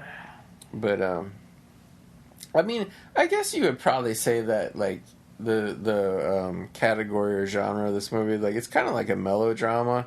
And, like, we were talking about the music, the big swelling music from Pino Donaggio, Italian composer. Mm-hmm. It's very, like, it sounds like a movie music from the 50s or 60s. It's, like, very big and swelling. Mm-hmm. Now, this is the ultimate... Very spaghetti western-esque. Yeah. It's, like, Bonanza-esque when they're, like, in the fields doing all the crop shit. Now, Matt Dillon breaks into the home of the reporter guy just to tell him, like, hey, you think this guy's a hero? You keep writing all these articles about him being a hero. Well, he helped me rob that bank. And the guy's like, come on, nobody's going to believe that. And he's like, yeah, he likes to play a game called Fuck Your Buddy. He's fucking me out of my money now. That was so funny how he's saying that to this fucking reporter guy. And saying I didn't rob it alone. Yeah. And he's like, the reporter's like, oh shit, there's like more of a story here, you know, that I can tell if it's true, you know, if I can figure it out. But I just thought this was like an interesting choice. And like, that's what I mean about this movie. Like, I know this movie probably won't be for everybody. And some people, it might be too slow paced. But like, I just like, the movie's like, I think 1 hour and 50 minutes. So, I mean, you're looking at a full 2 hour type movie. But I just like, even though it's kind of like a slower paced unraveling drama, I like that there's like constant progression in the story. Like there's actually very few characters in it throughout. I mean, the most of the side characters are all Matt Dillon's floozies that he's always banging, but like yeah, I like how they just kind of kept bouncing the story around between this handful of characters. Like I don't know, like I just thought it was good storytelling that you don't really see that much anymore. He's trying to He's trying to tell him what a dastardly person Andrew McCarthy is. He's evil. He's bad. It's like. Meanwhile, we've been watching Matt Dillon victimize everybody, pretty much. It's interesting, but it's like another weird layer of Matt Dillon's character that like he's so obsessed with because I think Matt Dillon knows he's pretty fucking doomed at this point. But, like, he's just so obsessed with bringing this other guy down with him, you know? See, like, why did he place his things back for him? That was too nice. Like, for a guy that's supposed to be so, like... Yeah, because the guy garbage, like, he would have just left him suffering without him. Yeah, like, he had his crutches by the bed, and Matt Dillon grabbed him so the guy couldn't jump up and get away, you know?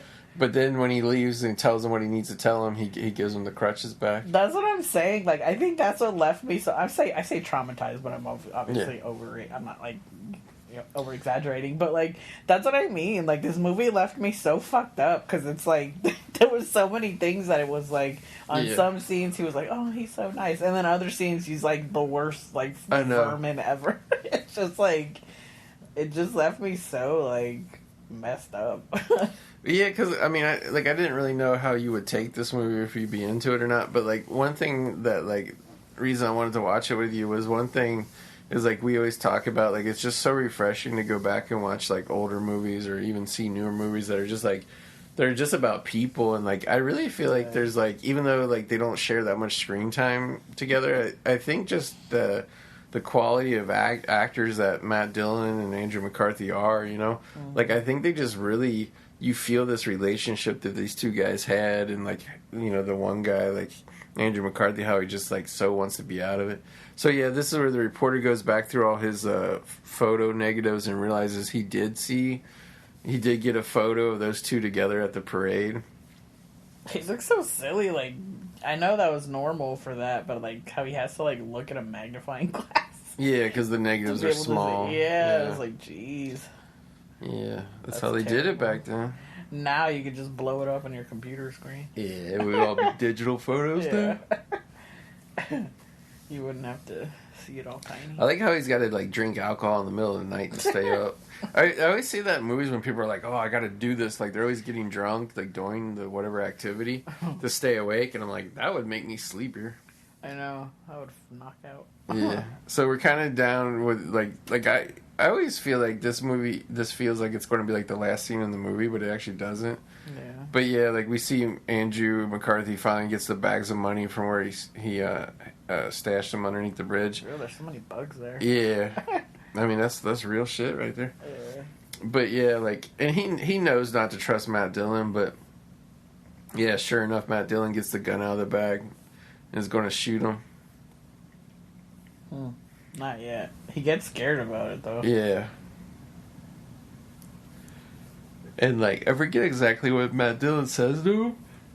Excuse me. He says he lied to him. He doesn't understand why he lied. He lied to him about the tree. I don't like liars. Yeah. Oh my and then God.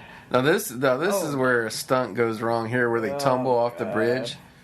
The stunt double for Matt Dillon clears it, but the guy for Andrew McCarthy, he fucking when they tumble over the railing, like he fucking hits the side of the bridge on the way down. It looks like his head too. Yeah. Fuck, how does this guy survive this? Because it's like one shot, you see him like get in the water, and then it cuts to they're down in the water, and then it's Andrew McCarthy. I think we're back with the stunt guys right here for a second, but then it's the actors are fighting, and it's not like anything amazing fight, but it doesn't have to be. But basically, what happens is McCarthy gets to the shore first, and I like how this is obviously not them. Yeah, he's like there's so much older looking guys that are doing stunts. Yeah, it's like why couldn't they do this fight? Like it's so basic. But here they are, and then all of a sudden it's like lit up. You can see it's them again. Yeah. But it's basically all it is just a race to get back up to the bridge to get to the gun. Yeah. And this is where it kind of just like, geez. Yeah, McCarthy gets the drop on him with the gun. Which, like, you can kind of tell he wants to shoot him, but at the same time, he's just over it.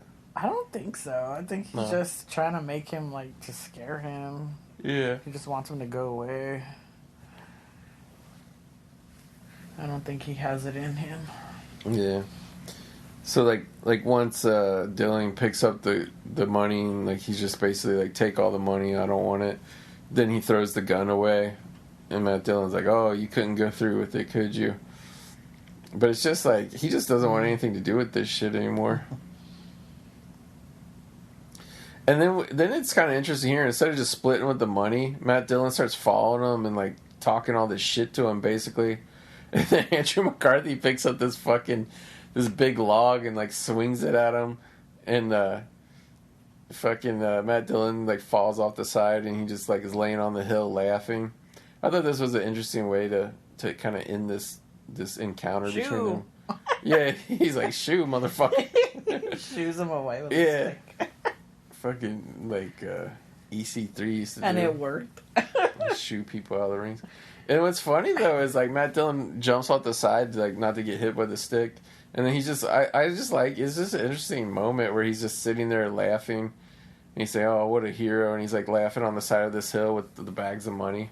And then, he puts the one behind his head like a pillow. Like, he's going to hang out there for a while. I thought that was fucking funny. Like, if I was his criminal ass and I finally got a hold of money, I'd be fucking just driving out of town right that second. Well, he got what he wanted. Yeah. He has no rush now. Yeah. He could make his way to Hawaii leisurely with the prostitute drifter. And, like, this guy's so satisfied that he found this picture, but it's like, it doesn't prove anything. It really doesn't prove anything. They're standing next to each other. Like, if anything, it could have been, like, the thing of, like, they did know each other, but then maybe Matt Dillon robbed the bank by himself. Yeah. Because, honestly, I don't even think the cops would prosecute that, really. Yeah. Because that's such circumstantial evidence. Yeah. You couldn't prove that there in was court. a picture of them together at a festival. Like. Yeah, one picture, and because the guy said it. So he starts writing this article. It says hero or bank robber. Jeez, he's all wrecked. Yeah, Andrew McCarthy, man, he can't keep his clothes nice at all. He's always going through all this shit with Matt Dillon. Got a lamp. Jumping in the river. Yeah, he's all fucked up. I like this too. Doesn't he just like go up and sit up like on the porch for a second? He just sits on the ledge. Yeah, the ledge. He's like so fucked up. Yeah. But I thought it was an interesting callback because it was like right underneath that window is where Leslie Hope saw him leave. Like she knew something was up. Mm-hmm. So yeah, so like there's a TP hotel. Yeah, like what I was saying before, like another movie or maybe like a shorter version of this movie could have just ended with them on the bridge like that, or maybe one of them getting killed. But like I actually like the way the movie ends, like for real. Is like then we cut to Matt Dillon is like he's going on the run now with his hooker girlfriend, and of course he's such a dumbass. He starts roughing her up at this gas station right in front of a cop. So then like. The cop follows them, and like they realize it's him. Oh my god! The guy they've been looking for. I mean, he was really that was pretty convincing, pretty scary stuff. And see, that was another thing that I saw that was like how like they kind of were similar in that like how I was saying how aggressively Andrew McCarthy was always grabbing her when he was trying to be like passionate with her. Yeah. And then they have him do a scene where he's grabbing the girl, but it's not passionate. It's like, in a bad way.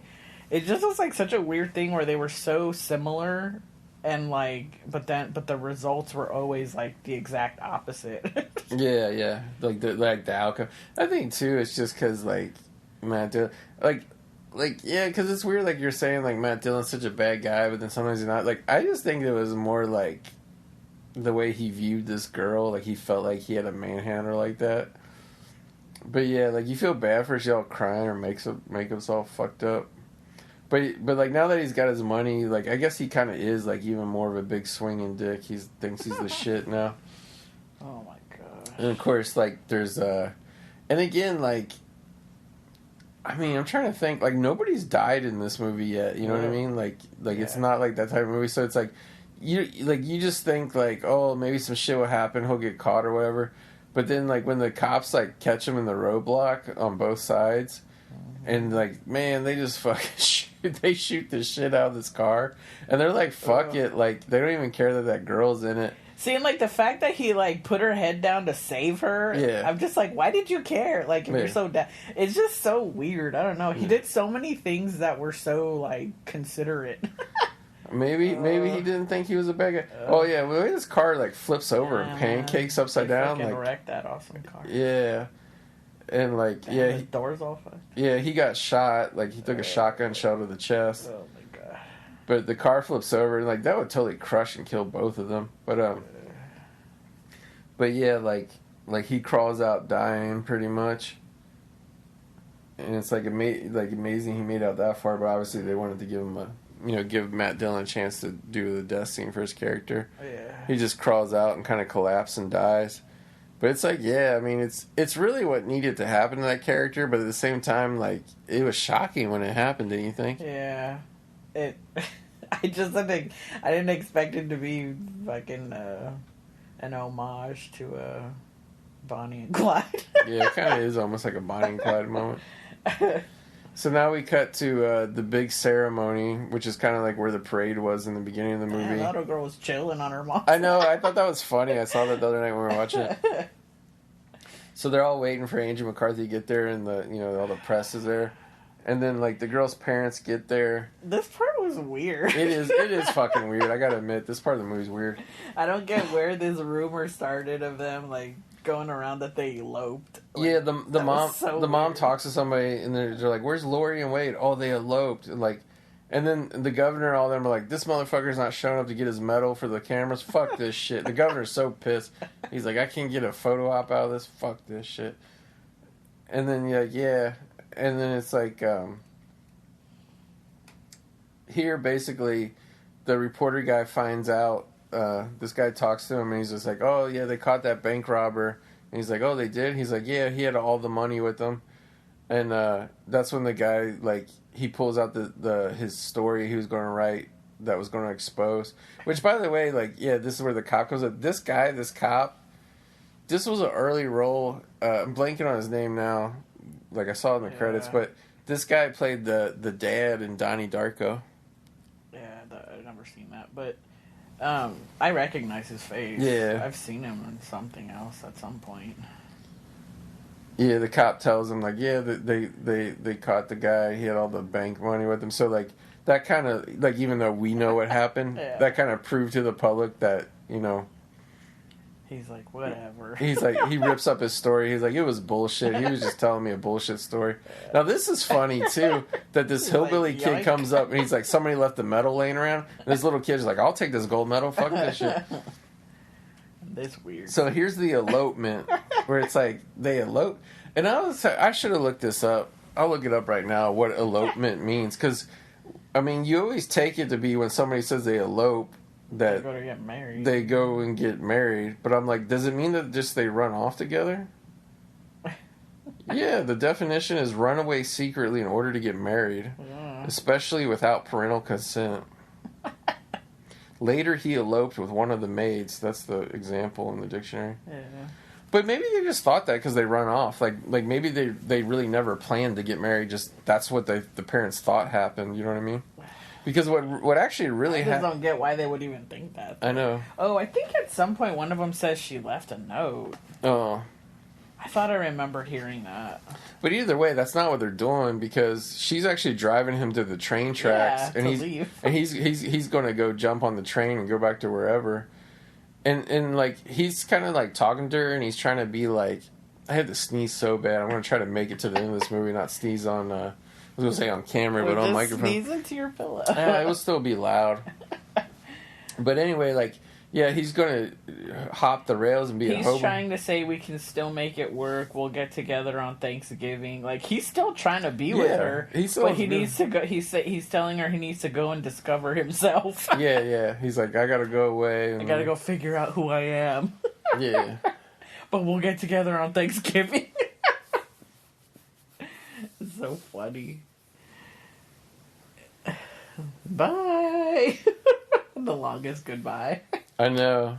And you're just like, oh shit, everything worked out good for him. He survived. He didn't get get thrown in prison for that shit. And you're like, no, he's just going to leave her. I really felt like, oh shit, like this sucks. So like, dude is like probably like a mile away now. Yeah, he rides the train for a while. You're on a train. You're going fairly fast. I mean, at least probably 20, 30 miles an hour, right? Has to be. I don't know. Yeah. And the shots are long. He's like, yeah, finally he jumps off the train. He's like, never mind. And then they do this shot. Yeah, they really... which is "Oh." weird. He jumps off and then he's got to wipe his pants off with an oily rag. I thought that was weird. And then he looks back. Yeah, and then he looks... And they make eye contact. But the way it's shot, like, there's no, like, shot of them, like, far apart. It makes them seem like they're right across the street from each other. Yeah, it makes it seem like they're, like, a football field away or something. But watch, she'll jump in her car... And starts driving, for 5 miles. Yeah, she'll... Like, the ending shot of the movie will be, like, a helicopter shot following her driving to where he's standing. And he's like, yeah, the dude's, like... almost a mile away, probably. But that shot of them looking at each other, it makes it seem they're literally catty corner across from each other. I think they just had to do that because you couldn't get the camera too far away, or else you wouldn't see the emotion on their face. All this stuff, how would they have been able to see each other, make those expressions that they were making? This cracked me up. Yeah, it was a little awkward. I mean, probably the camera should have been a little far, but I understand what the director was going for. He wanted to see the look on their face. too funny. I think just they needed one overhead shot of them like looking at each other, and then you cut to the close up. But they hit this shot. But I mean, it would be obvious from a distance that it was him. You know what I mean? Yeah.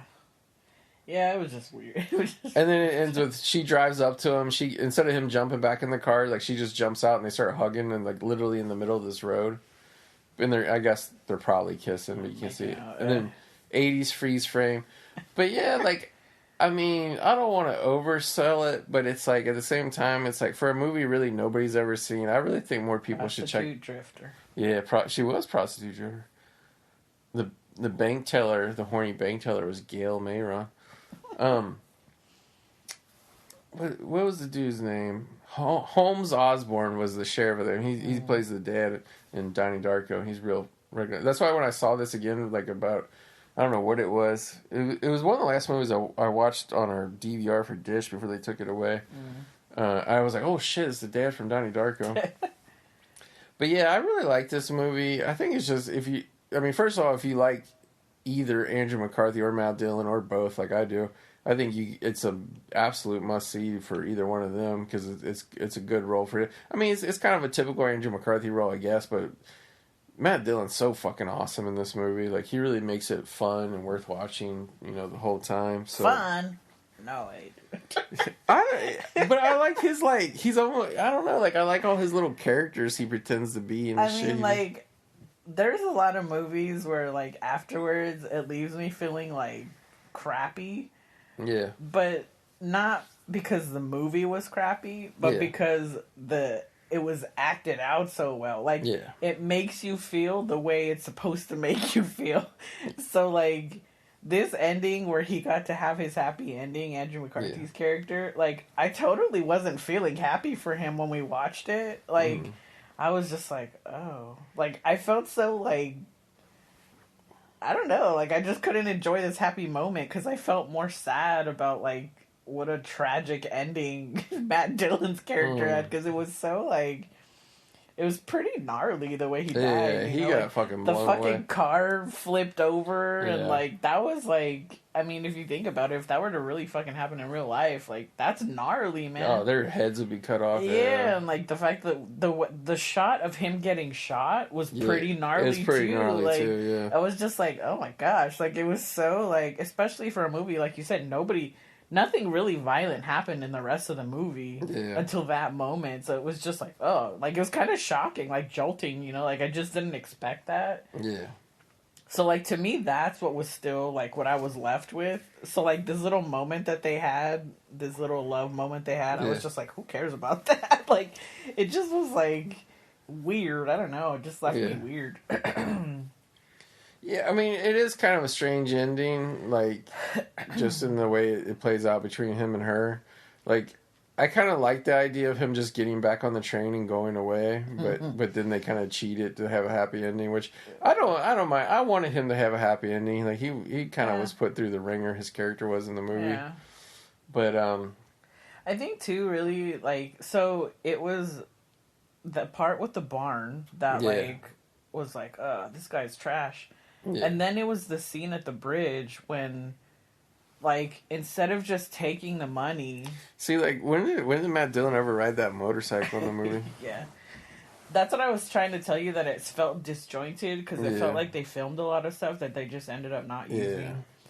But, the scene at the bridge, he, instead of just, Andrew McCarthy was basically telling him, just take the money, I don't want any of it, and just, go or whatever.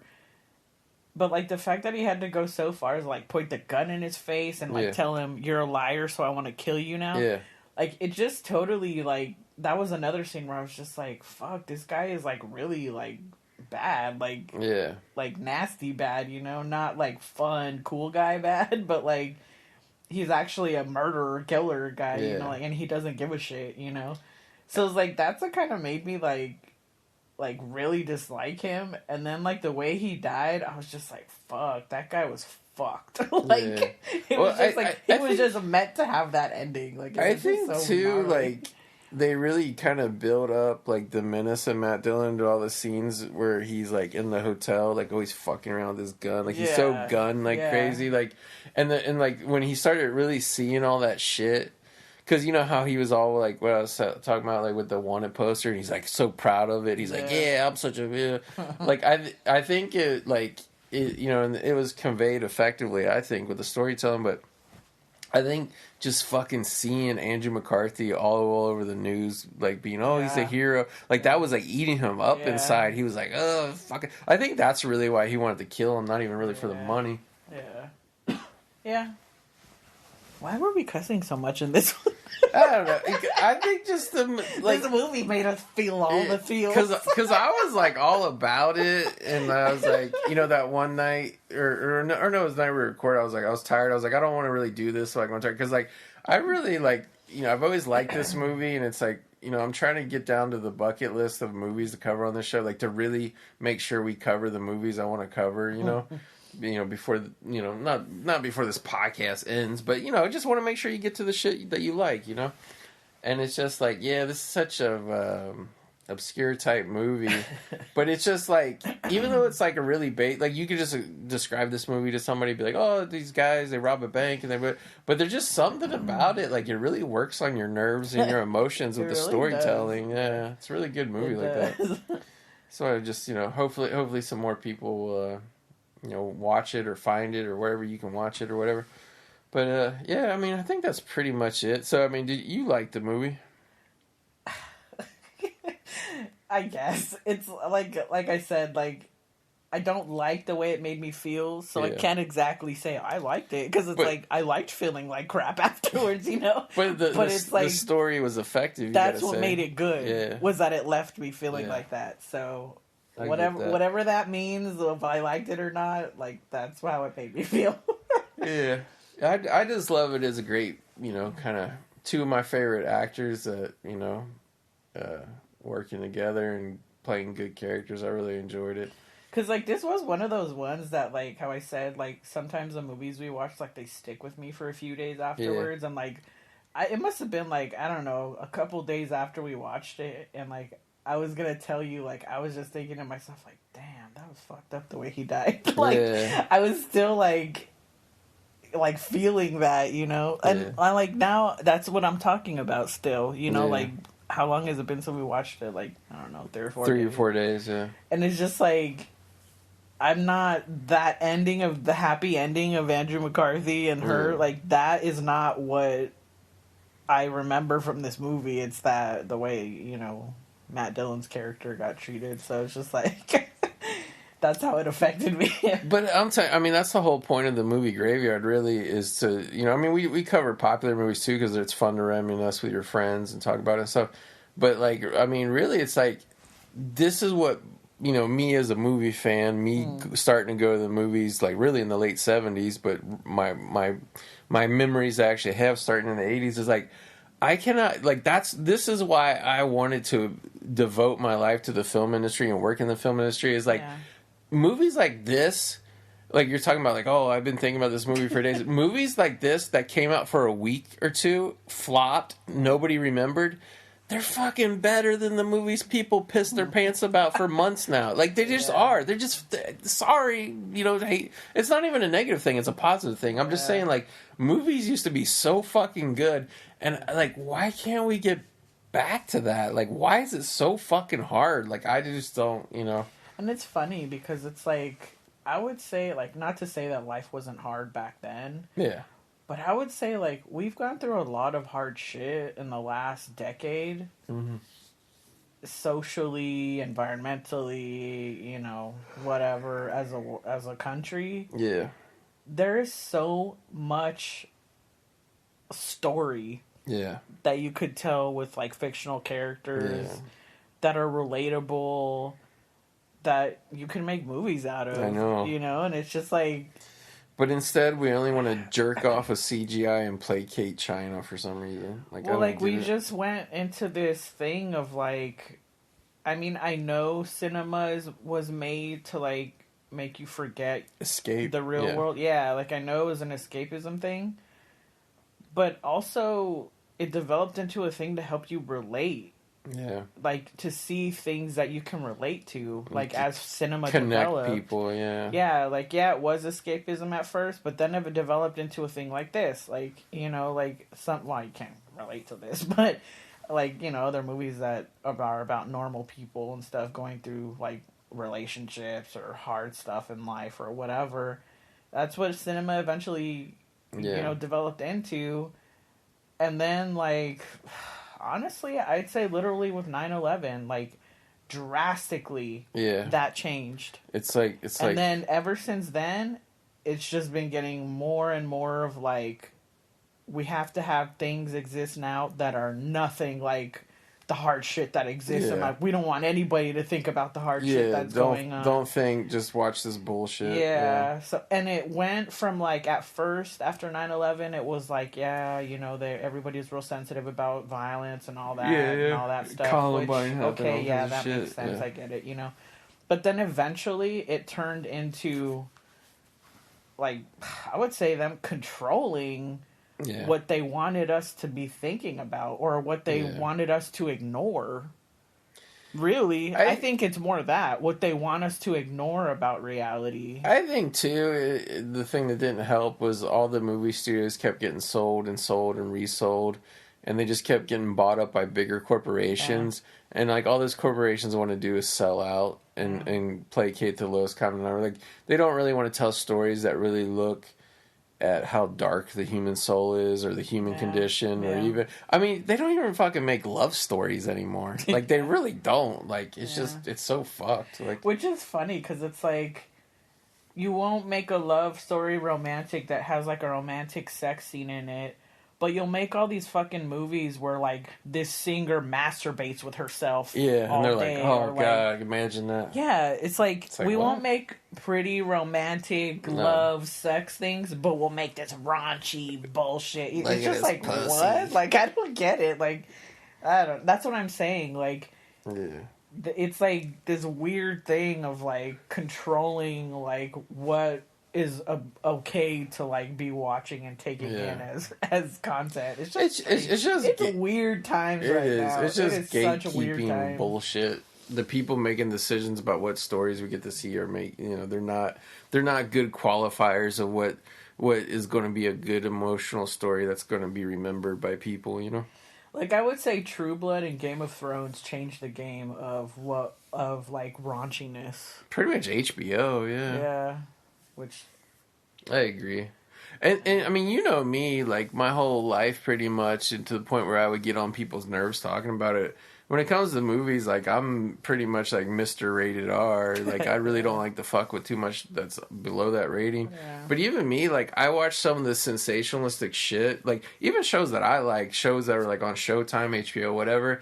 And I'm like, did we really need to like go to this level? Like, by all means, nudity, sexuality, whatever. But sometimes it's just like, there's a difference between doing it like honestly and authentically, and there's like a way of treating a sex scene, like putting it in literally for fuck's sake. Yeah, I mean, just acting like it's like something, I don't know, like that it's not. You know what I mean? Yeah. It's just weird. Yeah, the standards of filmmaking and really, I guess, TV making at this point, because that seems to be all anybody wants to do now. But like, they're like real weird now, and it's just like it's so weird that, like, you know, because like I watched American Psycho like probably twice in the last 6 months, and like the scenes where he's like fucking the prostitutes and making them like eat each other, and he's like posing in the mirror and shit while he's fucking them. Like, the way those scenes, I mean, probably, too, it helps that those scenes were actually filmed by a female director, but, like, when you watch those scenes and it's supposed to be, like... What? I didn't know those existed. Yeah, like... Back then. Yeah, they weren't invented until Jennifer Lawrence invented women a couple years ago. But no, it's just, like, you know, that's supposed to be, like, a shocking R-rated movie, and, like, you watch it now and it's, like, so tame, like, in terms of visually what it's showing, you know what I mean? But it's just I wouldn't say that it's tame. It was just before its time. Yeah, I mean, you're not seeing any woman's like bush and like, you know, I mean, you're seeing breasts, but not for extended periods. It's not like, it's not like you're not looking inside a vagina. It's not like it's not like HBO where it's like watch this incest happen on this table in full view and roughly, forcefully. Yeah. But I mean, it is what it is. Like, you know, that's why we're just really trying to. You know, 2023 is the year that we're trying to bring Kino back in the movie graveyard. just trying to we're trying to raise your vibrational state of Kino love, because like lately I've just been watching like all my library of Nicholas Winding Refn, Kino, and just really artistic films and good classic American cinema like Kansas, and like we don't, just because they want to make an old cartoon into a fake CGI live action movie, that doesn't mean we have to play ball with that. We don't have to kowtow to that. We don't have to pretend like that's anything important, because it's not. Well, I've gotten to the point where it's like since rom-coms have totally disappeared, and I don't mean rom-coms that have like raunchy jokes in them, or where the females do nasty, awkward things, because that just happens in life. I mean, like, legit, clean, like, rom-com, cutesy, whatever. I've, like, gone back to the Hallmark Channel, because I'm like, I miss watching, like, Boy Meets Girl. Yeah, meat and potatoes, yeah. Yeah, it's like, it's pushed me to that, where I'm just like, I'll accept this. Even me, I mean, I watched it downstairs in the bedroom, but even me last week, I think it might have been that day I was homesick from work.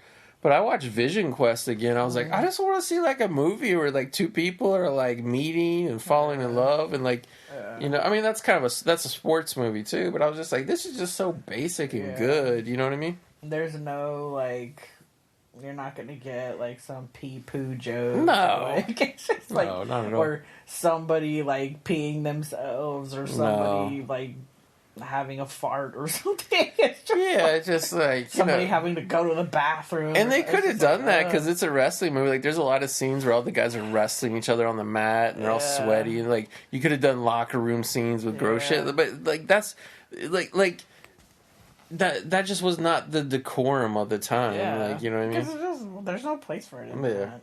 It's like, back then you were either making Porky's or you were making like a legit, like, real fucking movie. Candles. Yeah, it's just like, Yeah. But anyway, guys, we've been rambling on here long enough, but we have a lot to say because we miss movies. Yeah, get off our lawn. But yeah, no, just let's not get off our lawn. It's real. And anytime we do a normal human obscure movie episode, there's always at least one person that hits us up on the comments somewhere and says, thanks for talking about this movie. I never thought anybody would talk about this movie. So, if you're one of those people and you appreciate this movie too, I hope you're listening to this episode too. But anyway, guys, thanks a lot, and we'll see you back here soon in the movie graveyard.